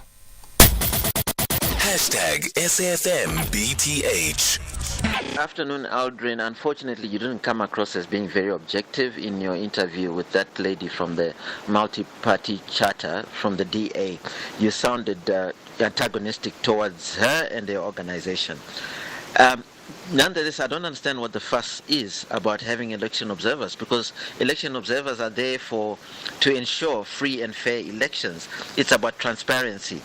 And just a reminder that in Zimbabwe, elections were free and fair before they had strong opposition, like what the ANC is facing now in these elections. So we need independent monitors. Thanks. Farai. You can already see or foresee what type of a government are we going to have if the DA could win the elections, or this multi-charter whatever can come together and win the elections. I've seen no transparency, and she could not answer your questions properly. So I'm happy the USA has succumbed to our pressure by answering these people the way it did. Thank you very much. Hi, Aldrin. This is Kagiso from Mabatu. Look, Aldrin, the leaked list from the IEC, I look at it as something that can either jeopardize or also boost, the political parties affected. Like if you look at the ANC, someone might look at it and say, look, if they've got these individuals in the list, I'm not going to vote for the ANC, which can be a good or bad thing. But the reality of the matter is that the ANC, if they wanted to make that list public, they would have made that public, But for an institution like IEC to allow that leak to actually happen creates a problem, because some parties might be advantaged by that, or maybe they might be disadvantaged by that decision. And I feel like strong action must be taken, including criminal charges against those involved. Beyond the Headline with Aldrin Sampear on SAFM. Weekdays, 3 to 6 p.m. It is 14 minutes now before 5 o'clock. We're in conversation next with Lytton Lafavor, who is a brand manager for 67 Blankets for the Mandela Days Knitwits, who's going to chat to us about the acts of kindness. 67 Blankets for Mandela Days Knitwits recently donated toys and blankets to the Hope Lens village that cares for abandoned babies. This as part of their commitment to show love and to make a positive impact in the world. Lytton is now joining us on the line. Lytton, good afternoon, and thank you so much for making time for us.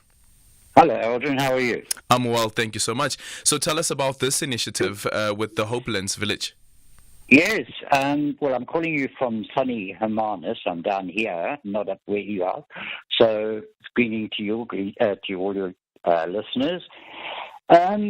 This was an incredible find, so to speak, because, 67's, we've recently turned 10 years old, and, our strength in membership has come right through all our social media platforms, Facebook, Instagram, and all of that sort of thing. And one day I was just looking through various posts on Facebook, And I happened to see an outreach from a home in the Magaliesburg called Hopelands, and I wanted to investigate it further.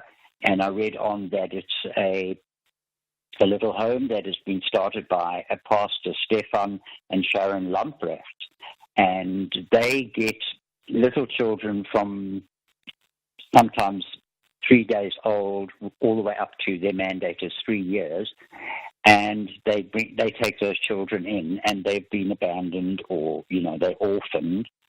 So I made the contact through social media and through their liaison officer, whose name is Ika, and I said to her, 67 Blankets would love to hold hands with a company like yourself, with an organization like yourself. And as they say in the classics, the rest was history.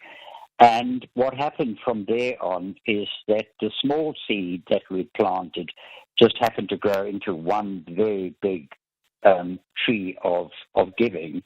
We have a branch of what we call Knitwith for Mediva, and these are volunteers of ours that make blankets and scarves and knitted toys and stuff like that. And I reached out to our group, which is from Morningside, and said to Sue Scott, would you like to come on board? And it's incredible how our communities work, because she's got a little WhatsApp group with all her ladies, and she put it out there that we're going to do this at Hopelands for all these little children. And within 2-3 weeks, we had baby blankets, we had baby toys, and then another group of the same ladies went out and bought all child-friendly toys. Then they came on board and supplied with groceries for the carers. And last week or week before, Carolyn Stain, who is the founder of 67 Blankets, and a team of Knitwits, including myself, went out to Hopelands and spent the morning with them. And you'll be amazed at the work that they're doing, which is so incredible for these abandoned little ones. Yeah. I wonder, though, Linton, with the work that you're doing and also the experience of walking into the center and seeing these babies, perhaps maybe some of them beaming, some of them crying, some of them laughing, what goes through your mind as an adult when you see here are children who have been abandoned of no choice of their own, that they're here on earth? However, though, a decision had been taken by somebody at some particular stage to have the child, and eventually a decision was again taken to actually abandon the child. There could be various reasons that lead to that, and perhaps maybe even justification for it. But what happens to you personally? What is it that you deal with? Aldrin, that is such a pertinent question, because when I'd never been out to Hopelands before, because it's quite a travel out to the Magaliesburg, so we pre-arranged everything, and then I went up earlier than the party coming up, Carol and the rest of the crew, and I was immediately, I set up all the giveaways and everything, and then Stephen Lamprecht, the owner of the facility, said, "Let me give you a tour of the rooms and all the cribs and the cots and everything." And I was immediately drawn to a cot in the corner in this one bedroom, and he said to me, "I wondered if you." And there, lying in this big, white, beautiful cot, was this minute little girl. I can't unfortunately mention her name. She was 3 months old, and she looked like a tiny little doll. She was so small. She had come from quite a bad background, a very bad background, in fact. And honestly, he said, "You can pick her up. Please pick her up." And I picked her up, and it was so incredible how she bonded with me that by the time it came to leave at about 1 o'clock, I just said, "I want to take her with me. I just want to wrap her and swaddle her in the blanket and take her with me," because I just formed that bond with her immediately. I put a blanket around her, and you could just feel that she knew that she was being loved. So, that's the wonderful part about belonging to an initiative like 67 Yeah. Blankets is that you have the opportunity to go and do something like that, bond for a couple of hours and we do it in many, many communities around the country, with orphanages, with children, from disadvantaged backgrounds and that sort of thing.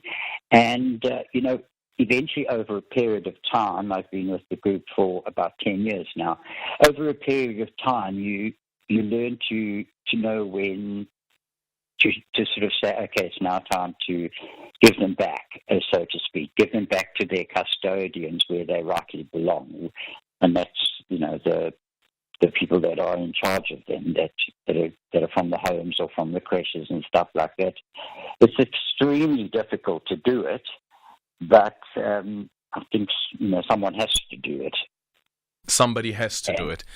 Somebody has to the do likes it. of yourself and Carol Stein and the founders of Hopelands, the pastor and his wife, they said we're going to be doing this.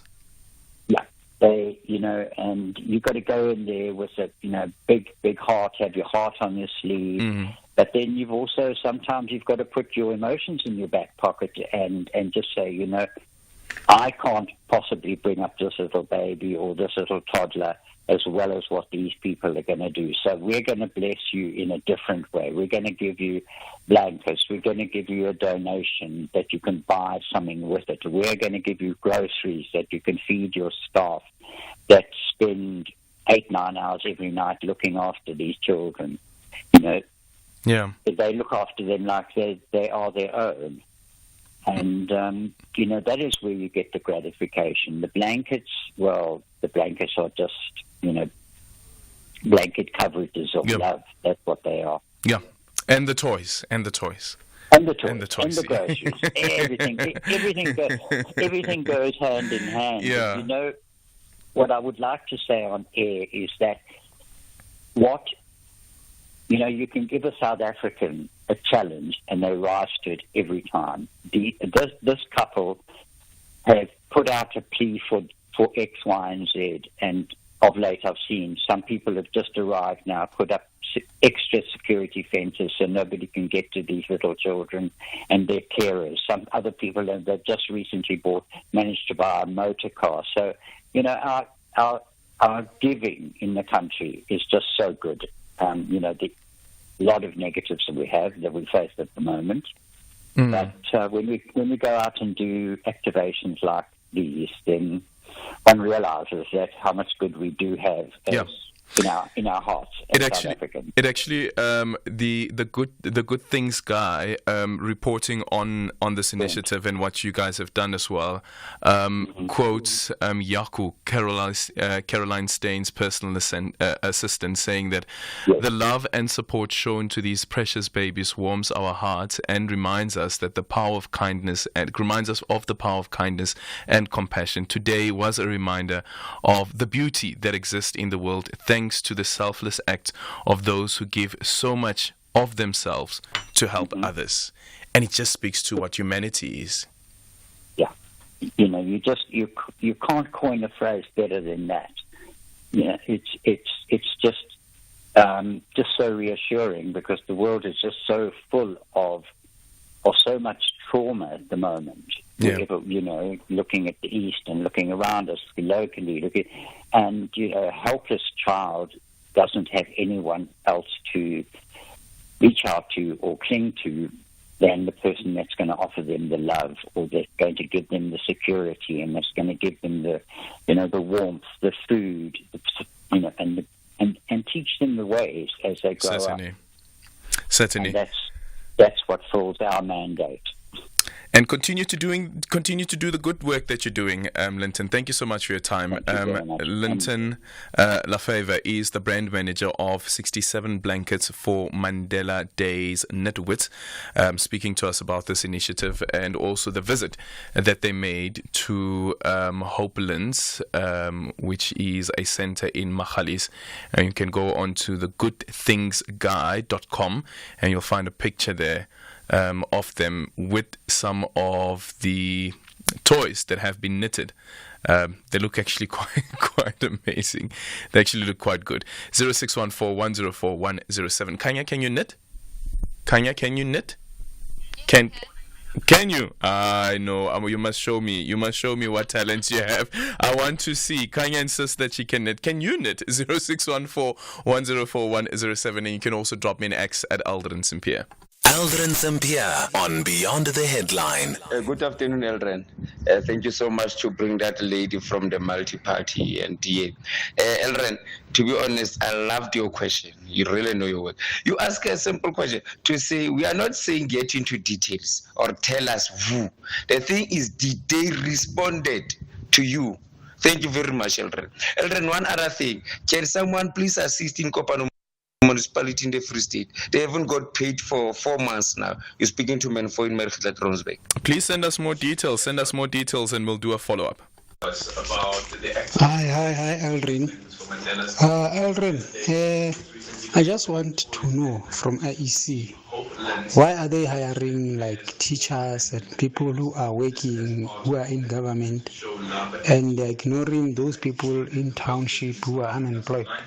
And I don't understand why are there difference between that, because now those people in government, especially teachers, they get paid every month and then they leave our kids for IEC trainings while other people are unemployed in the township. So what is the criteria for hiring? Please, can you ask them? Thank you. Aldrin, the question is, the IEC runs the elections, not the ANC. So when you interviewed Ms. Powell of the DA, she brought the ANC into the equation. What does the ANC have to do with the way the elections are run?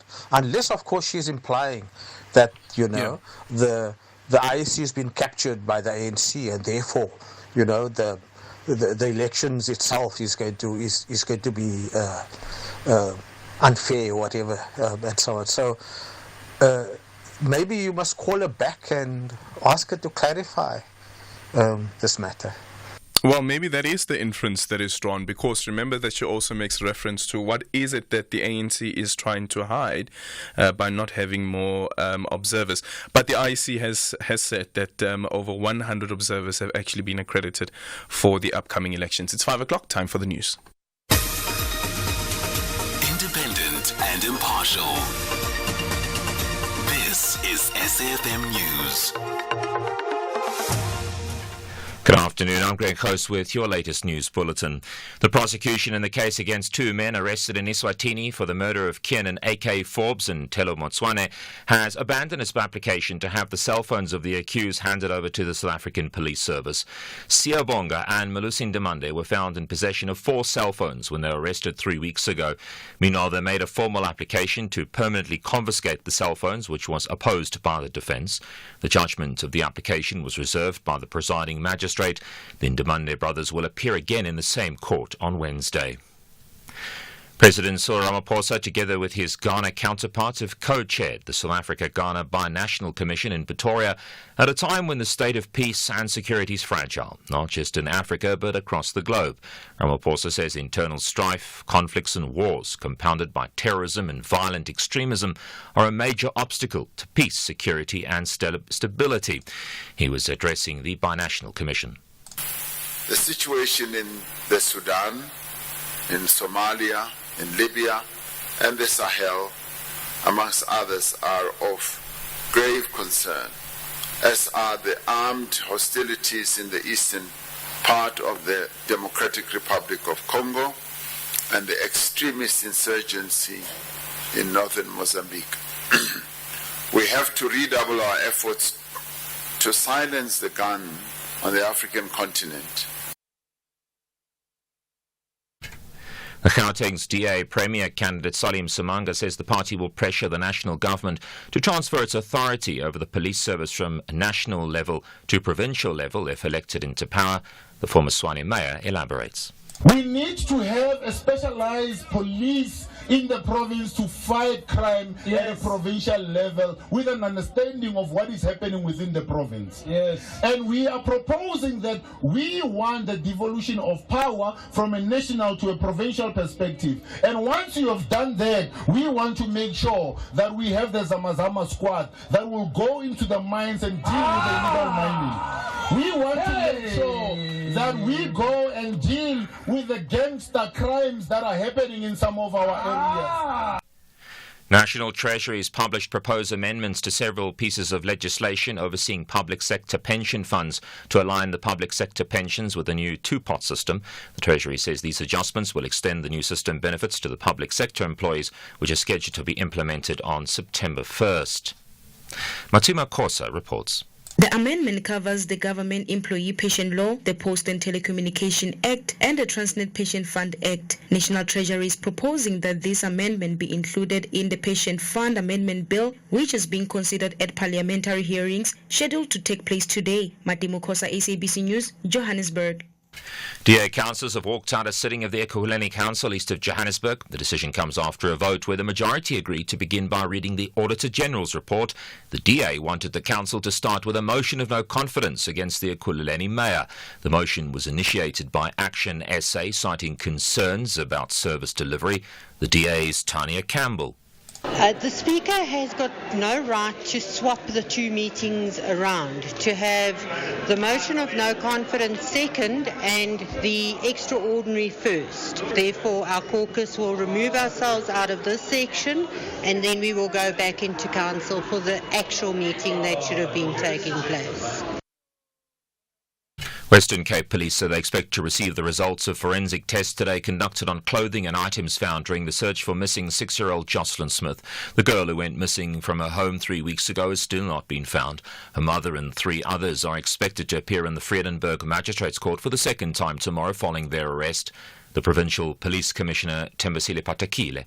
The results will be out today. We're meeting this afternoon with the forensic lab, so we don't know what we have to expect from there. Tomorrow, when there's a bad application, we will be knowing then what is it. Depending on what we found. If it needs public, if it needs further investigation, then we won't make it public. That will be led by the investigation and what we found.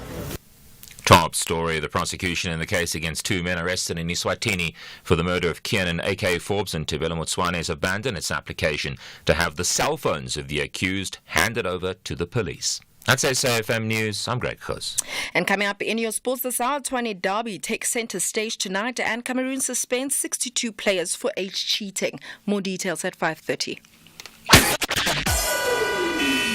SAFM, guiding you through the rush hour traffic.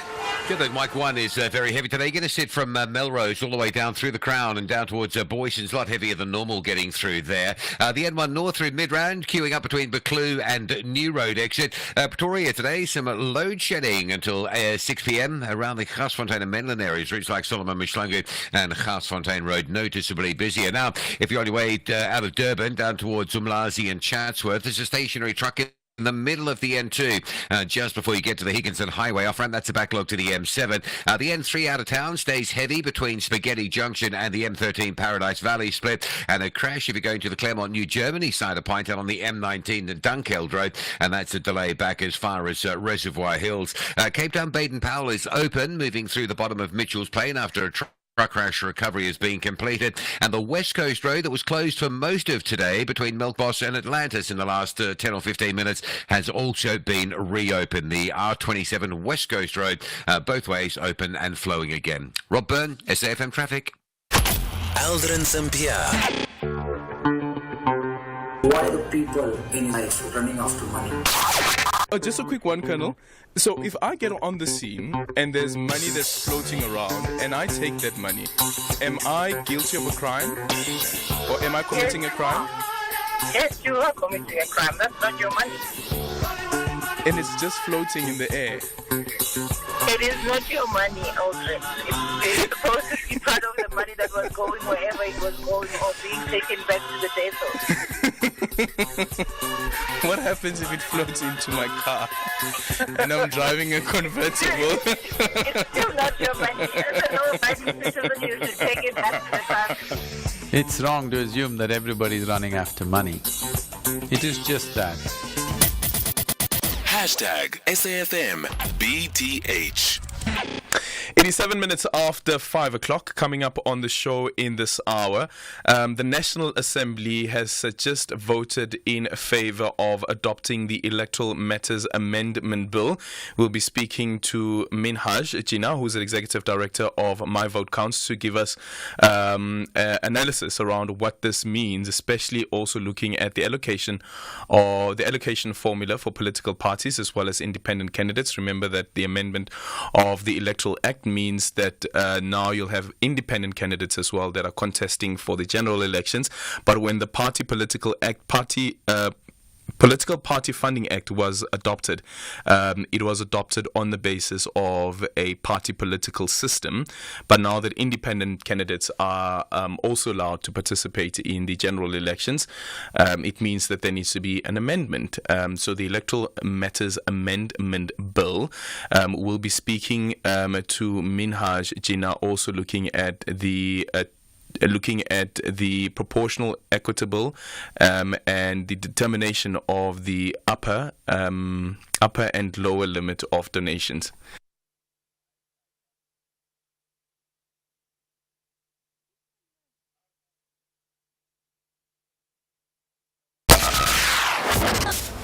And welcome to BTH Idols. My name is Dileka Mabuya from Port Elizabeth, Walma, and I'm going to be singing a song called Lord, I thank you for sunshine. Lord, I thank you for sunshine. Thank you for rain. Thank you for joy. Thank you for pain. It's a beautiful day. It's a beautiful day.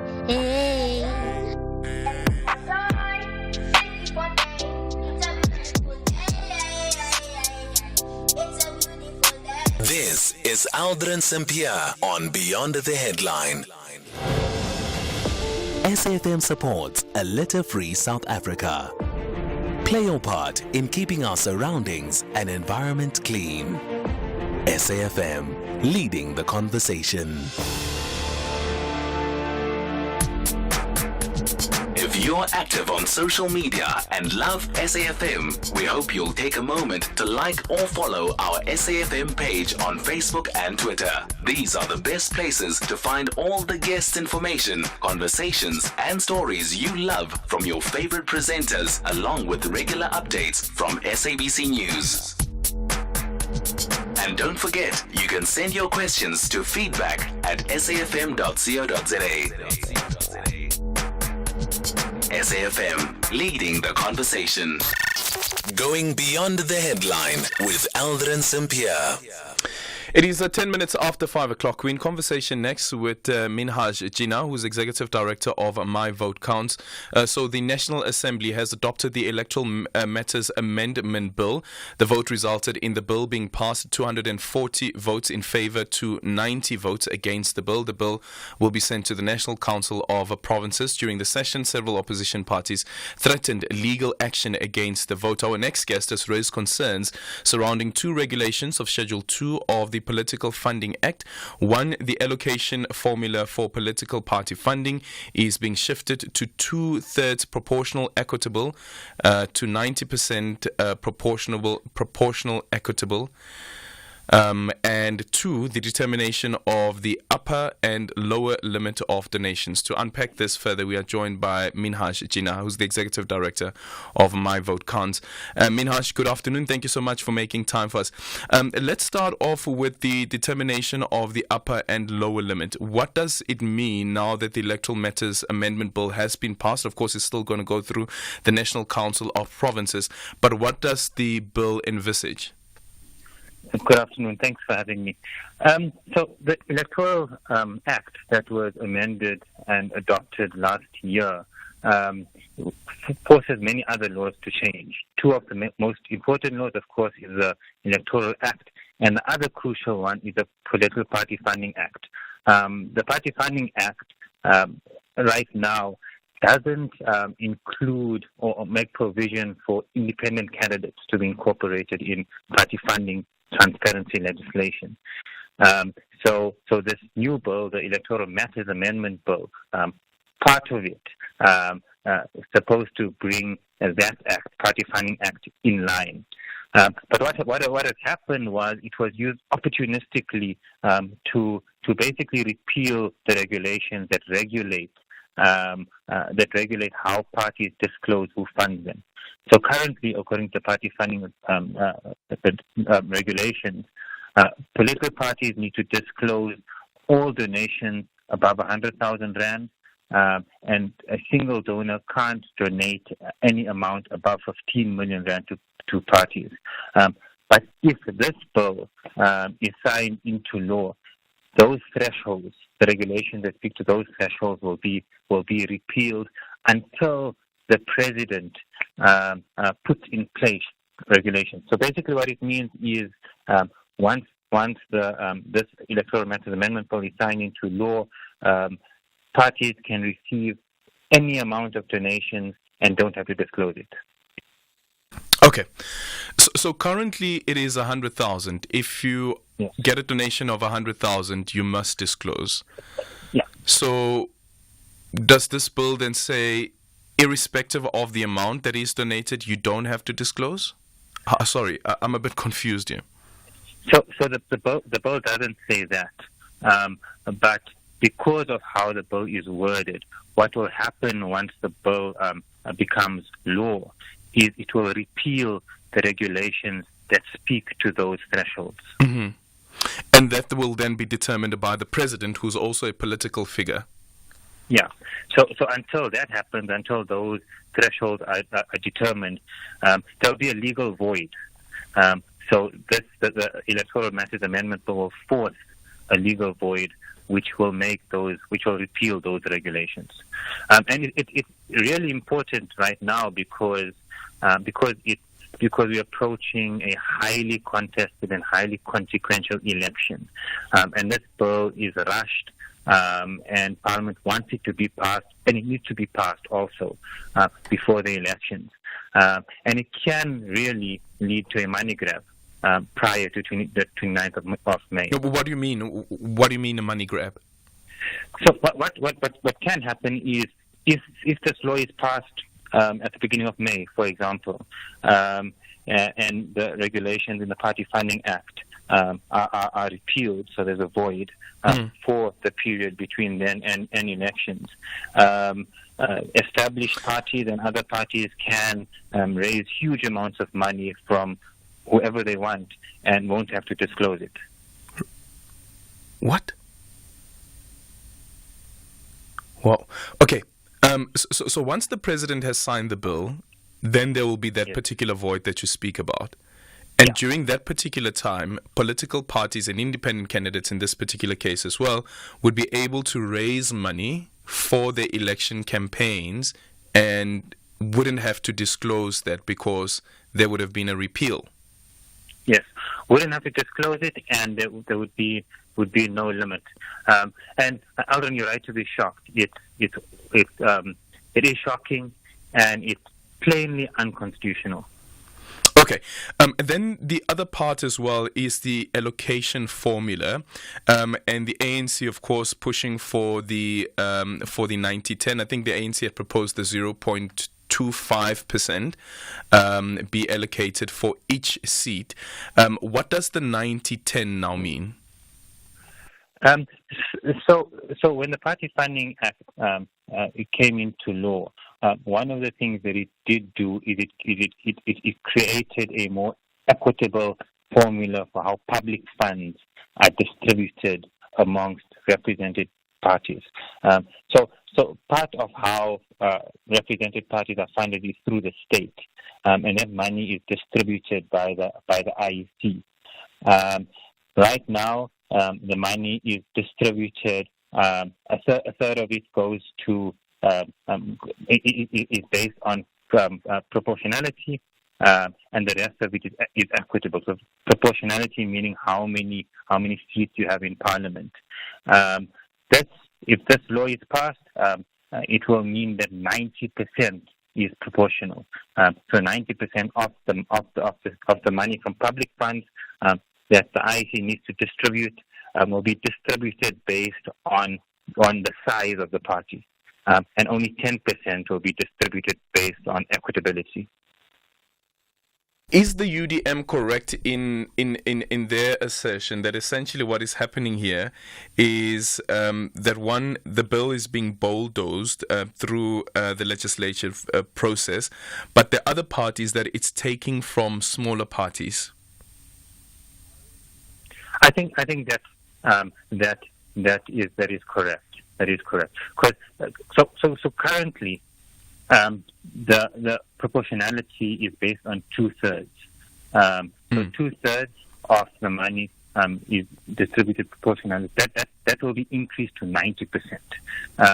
So the ANC, for example, and other more established parties like the DA will get significantly more money from public funds once this law is passed than they would get today. Okay. And smaller parties will get significantly less. All right. So, as my vote counts, of course, this bill still needs to go through the NCOP, as we've said, before it's sent to the president. Will you be taking any action after the president has assented to the bill, or would you leave it at trying to influence what happens at the NCOP? And if you fail at that, it is what it is. Well, the NCOP must open up a public participation process. This law is sufficiently consequential for it to do that. And if it goes to the president in its current form, the president must send it to the Constitutional Court, must refer it. And if he signs it, he'll be signing into law an unconstitutional piece of legislation and will be challenged in court. But which part of it is unconstitutional? The two parts that relate to the Party Funding Act. Mm-hmm. How so? Most importantly, the one that repeals the party funding regulations. It's unconstitutional primarily because, for two reasons. The one is that it undermines the constitutional imperative of the right to vote. So if voters don't know who is funding parties, even if it's for a small period, that undermines that right, undermines the ability for voters to make informed choices. And the second is it gives the president absolute authority on such an important thing. Yeah, because the Party Political Funding Act also came into play because of the court process that was followed and involving the courts in it. And I remember listening into the hearings, and at the time it was still Chief Justice Mogoeng, and he said that what is it that political parties would want to hide? Surely the electorate would also want to know where they are getting their money from. Yeah. That's correct. And that imperative still applies. Thank you so much, though, for your time. Minhaj Jina is the Executive Director of My Vote Counts. Now you have the bill that has been passed by the National Assembly. It will now go to the NCOP. And just scary to think about the push, of course, for the Political Party Funding Act to come into place. Eventually, it came into place. The determination of what the threshold should be. As some people had argued before that 100,000 is too high. And some have said that actually 100,000 is too low. Remember that the ANC also raised this concern about the 100,000 being too low, and some political parties, including the ANC, saying that because of the Party Political Funding Act and the obligation on donors to comply with the legislation and disclose the donations to the IEC, while the parties also disclose the donations to the IEC, that has led to the donations that they would ordinarily get from some donors dwindling down.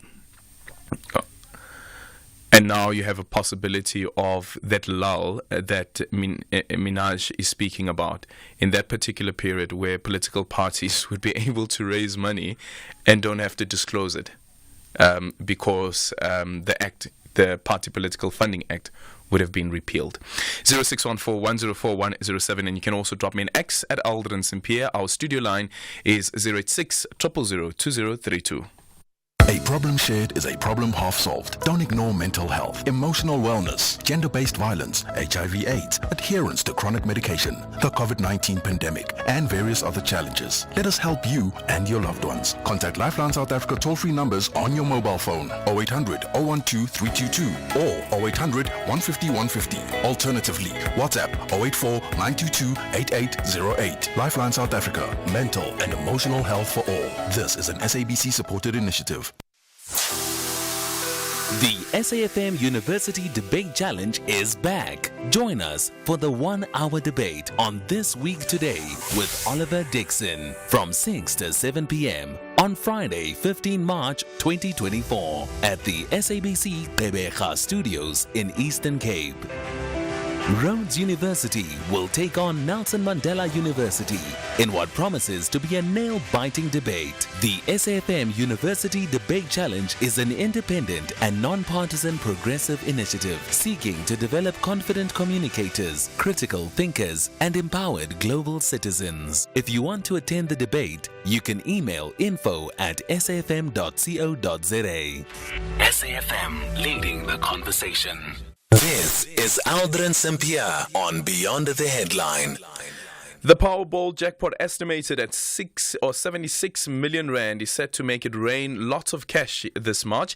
That's right, play the Powerball for an estimated 76 million rand jackpot this Tuesday, and luck could be on your side. Buy your tickets now in store on nationallottery.co.za, the mobile app, cell phone banking, or simply dial *120 *7529# for USSD. Panda Pusha Play. Players must be 18 years or older. Play responsibly. Ituba is the proud operator of the National Lottery. #SAFMBTH. Good afternoon. So I was involved in a motor vehicle accident in 2008, and when I was in my accident, I was approached while I was in the hospital. I was approached by an attorney. I don't know who referred them, but they approached me, and this person took on my case in 2008. It dragged on until about 2011, and I got awarded 66,000 rand, of which I only received 20,000 from the attorneys, and the attorneys took the balance of about 40 or 46,000 rand. Sure. So one needs to really be careful, because these attorneys are crooks. Not all of them, but a lot of them. But thank you for the show. Yeah, I'm actually, should I say, surprised that they are going to hospitals and scouting at hospitals. So, if that is the case, does it mean that the medical workers, the doctors, the nurses, are in on this as well? Is that a possibility that you could find that the emergency services personnel as well are involved in this? So once the accident has happened, they know which hospital you are being taken to, and then they speak to a lawyer or a law firm, and then while you're lying there on your, not necessarily sick bed, but while you're lying there, there's a lawyer, boom, hey, let's go and claim from the road accident fund. Have you had any of that experience? 0614-1041-07, and you can also drop me an X at Aldrin Sampear. Hi, Aldrin. Prefer to be anonymous. I'm a medical professional, contracted to the Road Accident Fund as well. I think they are also equally rogue. You know, we have claimants who have come to us here over a year and still not paid.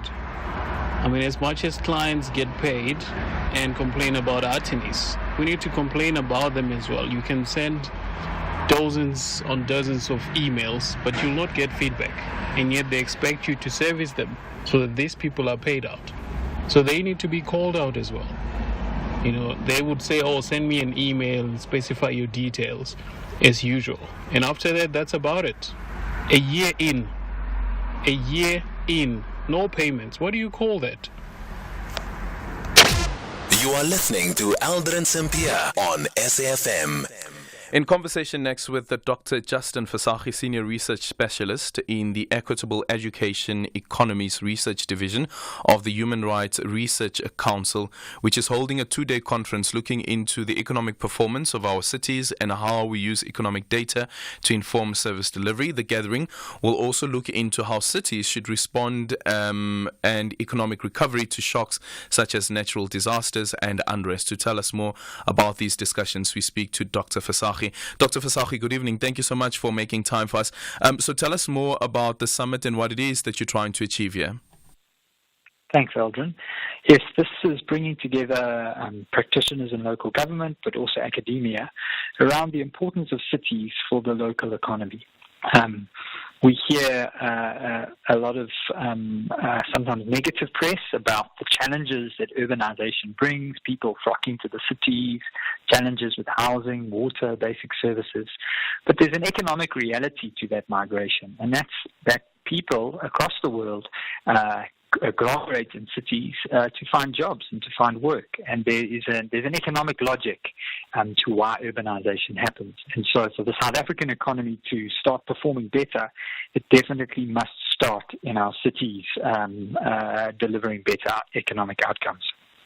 And I find this the conference interesting because a lot of the times when we speak about the different spheres of government, national is put right there at the top and almost prioritized. And I always stress to people that don't forget that the Department of Education exists in a municipality. So that brick and mortar building is in a municipality. And we need to understand the work that is being done by these municipalities and also how that feeds into the economy that we're trying to create. Yes, that's correct. You hear some headline figures in terms of what's happening about unemployment or GDP growth. But the truth is that all economic activity is happening in a particular place, in a particular space.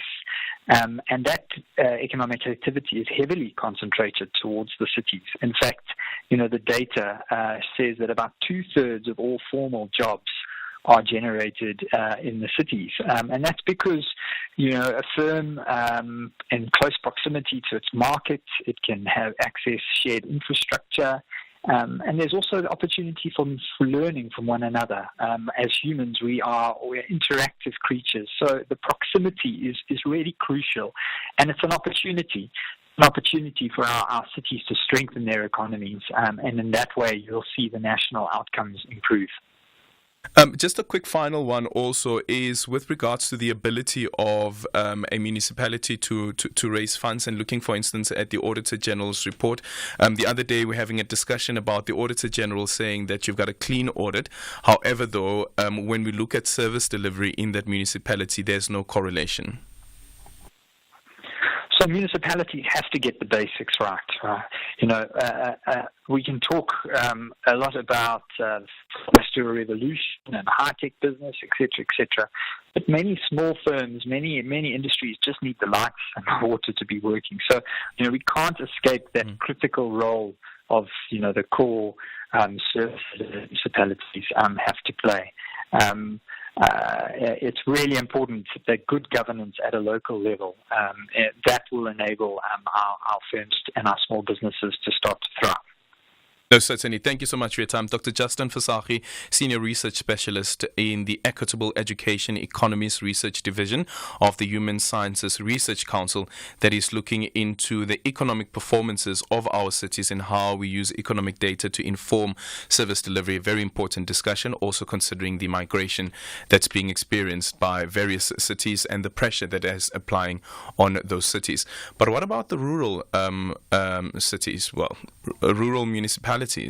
How do you get their economies to also the economies to be able, one, to create jobs, get the infrastructure in, but also get companies to come and set up in those rural provinces and rural areas? Because chances are the cost of it all may be much lower if you do operate in a particular municipality where you are offered a what do they call it again?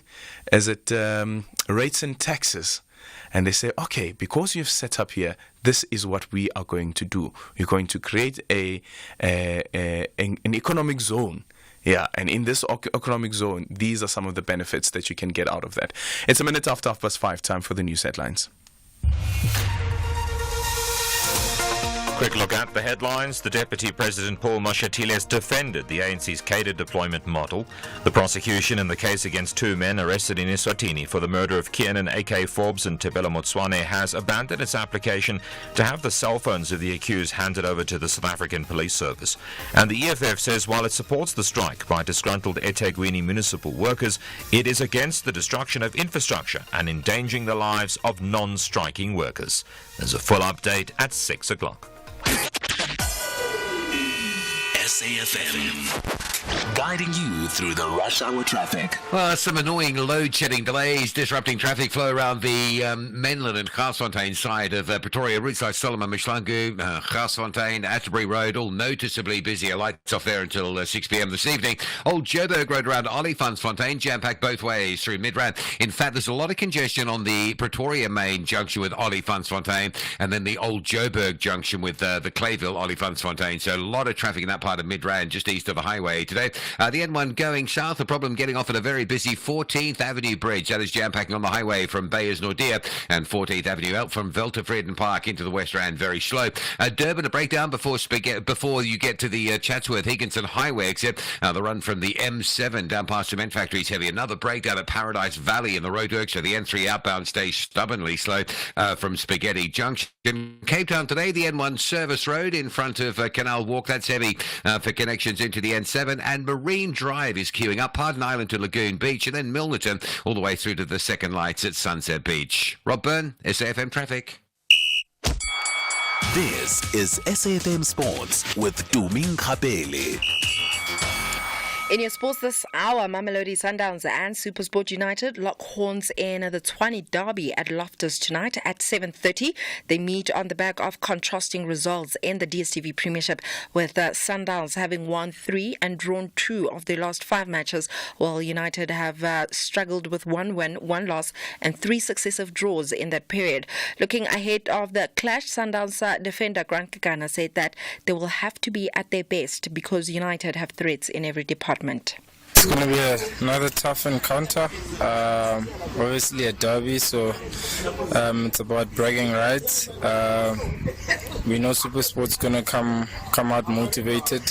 Also considering that they haven't won the past 3 games, so it's another opportunity for them to try get a positive result, but we plan properly. We know what to expect from them, so we're going to try our utmost to nullify their threats so that we can come out victorious. Still staying with football, the Cameroon Football Federation has suspended 62 players for age cheating, including Wilfred Nathan Douala, who played in the Africa Cup of Nations.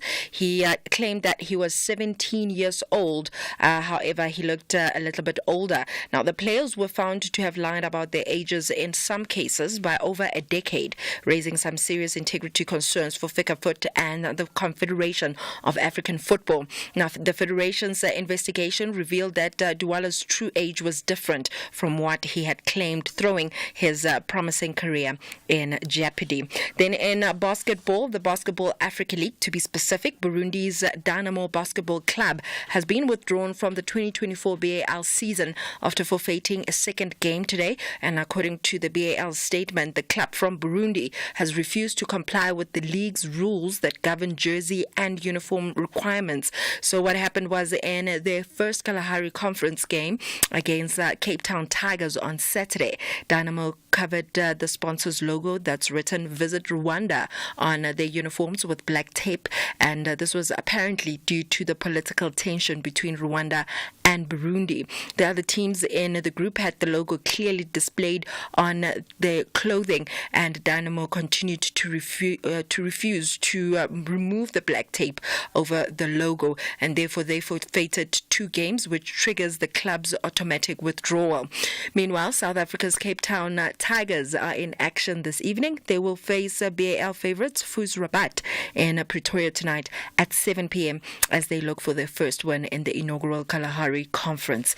In rugby, Springbok coach Rassie Erasmus says that Captain Ekurhuleni is playing excellent rugby for French club Racing 92 and will be considered for South Africa this year, though he might not lead the side. Erasmus left his role as the director of rugby to return as head coach of the Springboks as they move towards the 2027 Rugby World Cup in Australia, and he has hinted that some of the old guard will be phased out over the next few seasons. 18 of the Springboks' 33-player squad at last year's World Cup in France were over the age of 30, with Kolisi turning 33 in June. On that note, it is a wrap from my side. For SAFM Sport, I'm Dumin Kapel Mudimugyo. Hi there, this is Jerry Mofokeng Maheta. The award-winning SAFM playwriting competition is back. We're going to start calling some people, Dada Jerry. Yes. There's a gentleman out there who wrote a play, Pandora's Box. Imagine, Kathy, you are in a business partnership and you try and find somebody with a specialized skill. And when they meet the first time, it's her ex. And the writer of that play is Olani Chili Mfeka. And he gets first prize at 50,000 rands. Thank you so much to all of our winners. A big congratulations. We look forward to hearing all of those dramas right here on SAFM. Economic news on SAFM. Facts and figures you can count on. It is time for MoneyWeb Market Update with Jemmy Moyaha. Jemmy, good evening. Welcome to the show. So diamonds aren't really forever.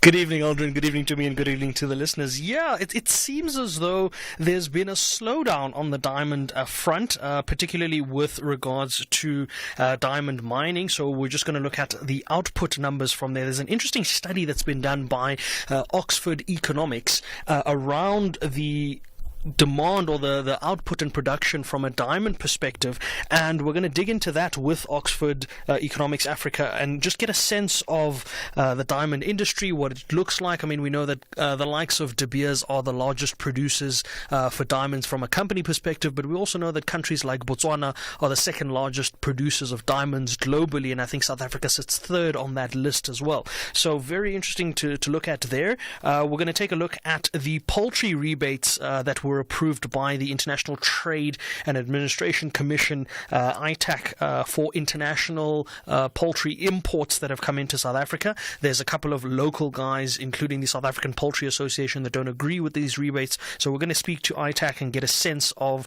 the rationale behind those rebates and try and understand what the aim is in providing the rebates to the importers.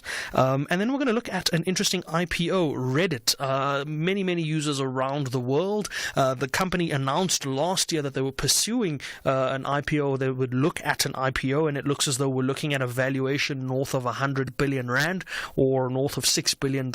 So we're going to dig into that and see if there's merit for it, if there's merit for IPOs in general. I know a gold miner in South Africa, Oris Gold, is looking to list in the US as well. We've got the likes of the Coca-Cola bottling company, or Coca-Cola Africa bottling company, looking to also potentially list on the JSE. So maybe now might be the time to pick up the IPO conversation, but we'll look into that and see if this could be the start of an emerging trend. And then something interesting came up for our Agri Tuesday feature. We're looking at pest control, but pest control with a unique twist to it. There's a company called Field Bugs that has an interesting way of using drones and the larvae or the pupa form of insects as pest controls. So they use drones to spray wasps onto vineyards, and the aim here is that at some point down the line you will receive better wine because of the better harvest. So that's going to be something to look into from an Agri Tuesday point of view. But before we get to that, the markets have had a rather interesting day. Some, again, the rand having a stronger showing, and Henko Krier has been keeping an eye on the markets for us. He joins me now to give us a summary of how the markets have been moving. Good afternoon, Henko. Thanks as always for keeping an eye on the markets. It looks as though the platinum and palladium prices are fairly unchanged. The rand still showing a bit of strength, but again, Bitcoin still holding above 72,000. Yes, Jimmy, good evening, and good evening to all the listeners. And overall, a very green day for world markets, especially in the US, because US markets at this stage, on average, trading about 1% stronger, like the Dow Jones is 0.7% up, the S&P 500 trading 1% stronger, and then the Nasdaq 1.5% stronger, which is quite nice to see, as well as European stocks, which finished well within the green, with the FTSE 100 gaining 1.1%, the DAX 0.7% up, and the CAC 40.5% stronger. On the other hand, the JSE did not move at all today and decided to close unchanged at a level of 73,485 points, but the industrial index gained 1%. The resources index pulled back a little bit, 0.6% weaker at the end of the day, and the financial index lost 0.5%. Some of the reasons why this industrial index did so well, you'll see some of the largest companies on the JSE today, the top 10, who did fairly well, like Prosus, which finished 4% stronger, Naspers 3.5% up, British American Tobacco gained also 3.5%. Then Glencore finished 2% stronger. Anglo and BHP each gained 1.5% today. And then the rest of those 10 largest ones on the JSE, like BHP, Richmond, AB InBev, and Standard Bank, each finished 1% stronger at the end of the day. It also went well for other companies like Reunert, which finished 3% stronger.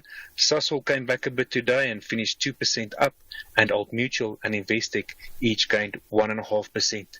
On the negative side, a company that lost quite a bit today was Remgro, which finished 7% weaker. Then RCL lost 6.5% today, and Goldfields, Anglo Gold, as well as DRD Gold, each lost 4%, followed by Tungela and Sibanye Stillwater, which each lost 3% today. On the commodities market, the price of gold is on the run again and now sitting at $2,160 an ounce. Silver is trading at $24.10. Platinum $915, and palladium now sitting at $1,020 an ounce. The price of Brent crude is $82.75 a barrel. And yes, the rand not really looking much different than it did yesterday this time. Now sitting at 18 rand 70 to the US dollar, then 23 rand 89 to the pound, 20 rand and 40 cents to the euro, and 12 rand 30 to the Australian dollar. Bitcoin still at a level of more or less $73,000, and that's just below 1.4 million rand. Jimmy, that's how the markets performed today. Thank you very much for that update, Henko. It looks as though there's a couple of interesting things that are developing there. I'm going to have a look at quite an interesting acquisition that Capitec is looking to pursue, but we'll discuss this just after 6 when we have our show. For now, Aldrin, back to you and the team. Thank you so much. Jimmy Moyaha is back again just after 6 o'clock. We're taking your calls on 086 000 2032 and your voice notes on 0614 104 107, and you can also drop me an X at Aldrin Sampear. Gautrain is for the legends who make moves to save and pay from as little as 40 Rand from Sandton to Rhodesfield. It's for the bossers who switch off the geyser when no one's home. And for our clever who get that there's food at home means exactly that. So when it comes to travel, make moves that save and pay from as little as 40 Rand from Sandton to Rhodesfield Station. Gautrain, for people on the move. Top Sport with Michael Abramson. What a derby it was. Certainly one of the better ones that I've ever had a chance to commentate on. It was my 32nd commentary on a derby. Evening, Michael. I think what is good about game of Saturday was that the Pirates took their chances and the players who were given the opportunity on the day made sure that they take their chances and show the supporters of the team and people at large in the country that they are equal with us. Michael, I blame the Kaizer Chiefs coach for the Saturday loss in the Soweto derby. because you could see that as soon as he substituted Mtansane for Solomons, Orlando Pirates gained the momentum, and that led to their dead goal. I thought Ndansani was excellent, especially the way he set up the second goal for Chiefs, and when he came off the field, certainly Chiefs lost something in midfield. Top Sport on SAFM. Attention filmmakers, are you ready? It's time to showcase the vibrant tapestry of KZN's cultural heritage at the Simon Mabunu Sabela KZN Film and Television Awards, South Africa's ultimate celebration of cinematic excellence. In partnership with the SABC and KZN EDTEA, we champion innovation, paving the way for the future of cinema. This year we go beyond imagination. Edit your 1-minute submissions, because call for entries is now open until the 28th of March 2024. For more information, visit www.kznfilm.co.za or follow us on social media platforms. Join the conversation using the hashtag SSA24. KZN Film, our kingdom is your stage. Going beyond the headline with Aldrin Sampear. So let's look at some of the voice notes that have come through. We're also taking your tweets at Aldrin Sampear or X at Aldrin Sampear. And our studio line is 086 000 2032. So following that voice note that came through earlier on, the listener who was relaying his experience of lying in hospital, and then a lawyer who he doesn't know coming up to him and offering his services, and later on taking a large chunk of the money that was paid out by the Road Accident Fund. Some interesting responses that we've received so far. Lord of the Beer is saying, it's the same with medical and negligent claims attorneys. They have scouts or touters that help them to get clients.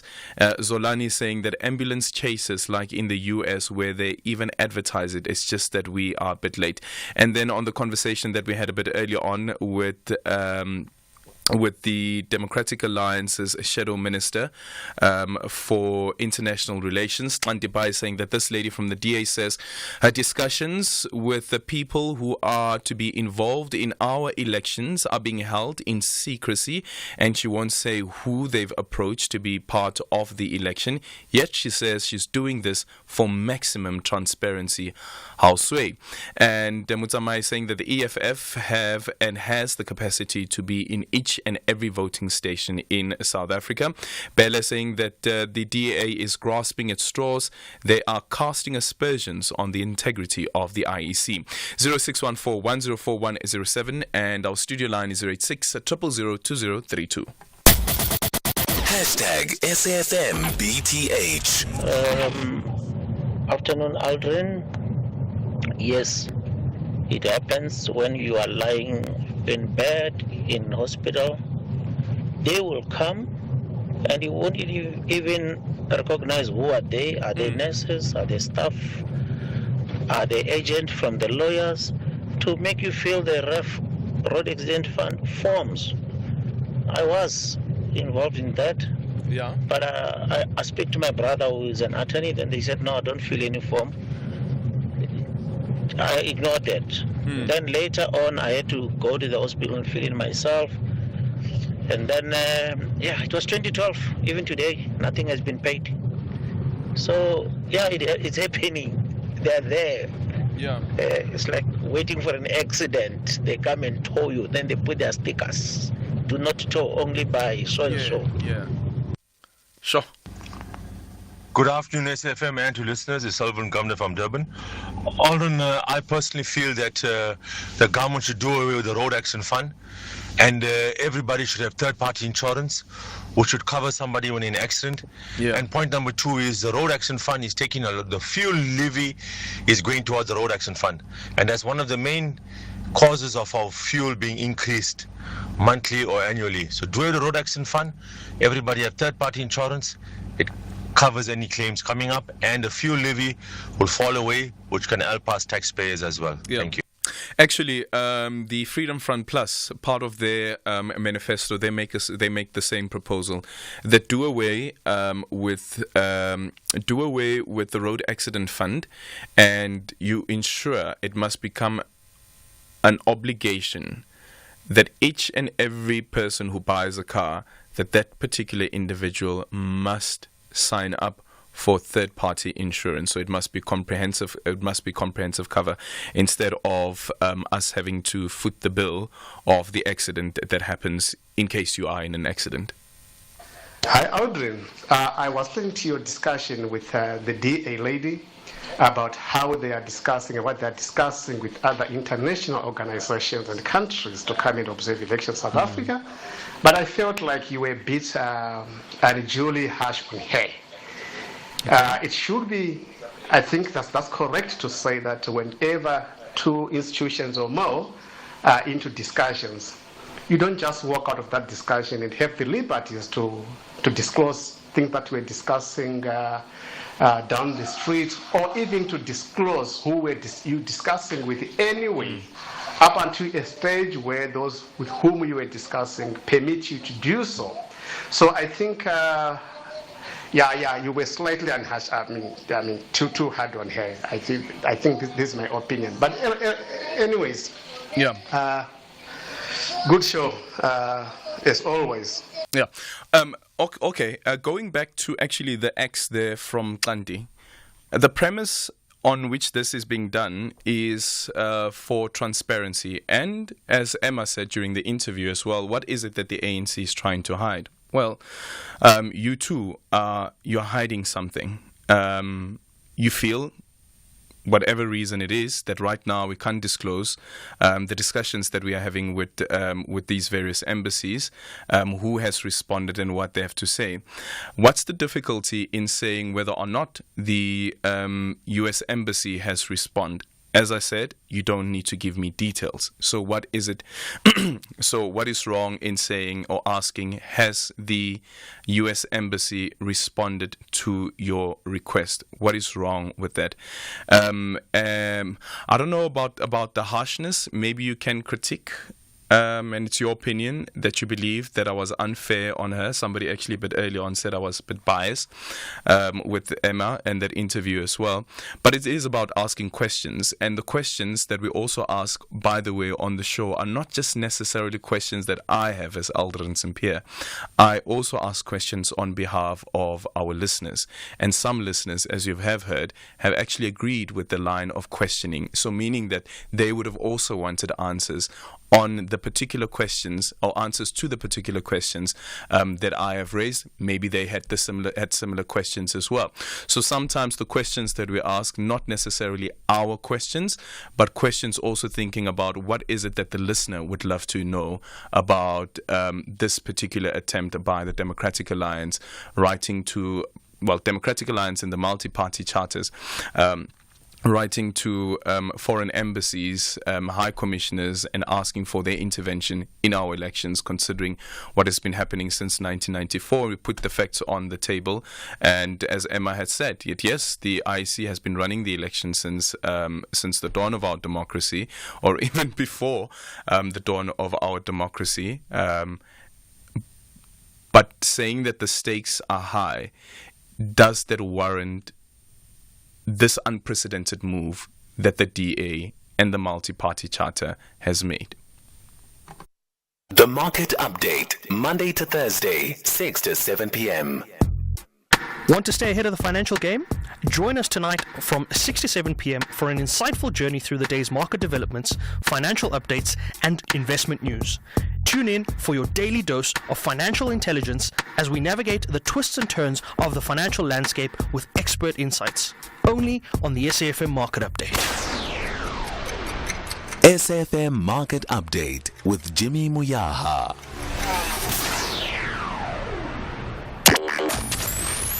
Here, there, and everywhere. SAFM 105 FM in Polokwane. Bridget Masinga on SAFM. The fact that the grants are used to meet various needs within a family, and I guess to some degree support families beyond just the older person, surely that speaks to a need that needs to be addressed within community and within society. There's different ways of looking at this. The first time you can say we all know, and advocacy groups for a long time I've been saying that the child support grant, for example, is just not enough. It's, as you know, 500 rand. It barely covers food for the child, let alone school fees, school transport, clothes, etc., etc. So similarly with the social relief distress grant, and that's a temporary grant, as we know. You know, the future of that is a bit unclear, although we all know what we would hope for. That at a fairly low, 350 rand level is not even meeting any kind of transport costs for people trying to look for work, people trying to gain employment, etc., and covering their own costs. Professor Eleanor Moore. Bridget Masinga on SAFM. Good afternoon. This is your captain speaking with just a little flight information. We're flying at an altitude of 37,000 feet and our airspeed is 400 miles an hour. Ladies and gentlemen, welcome to BTH Airline. I'm your co-pilot, Aldrin Sampear, and I'm with you from 3 to 6, flying you through the turbulent airwaves. But the landing will be smooth.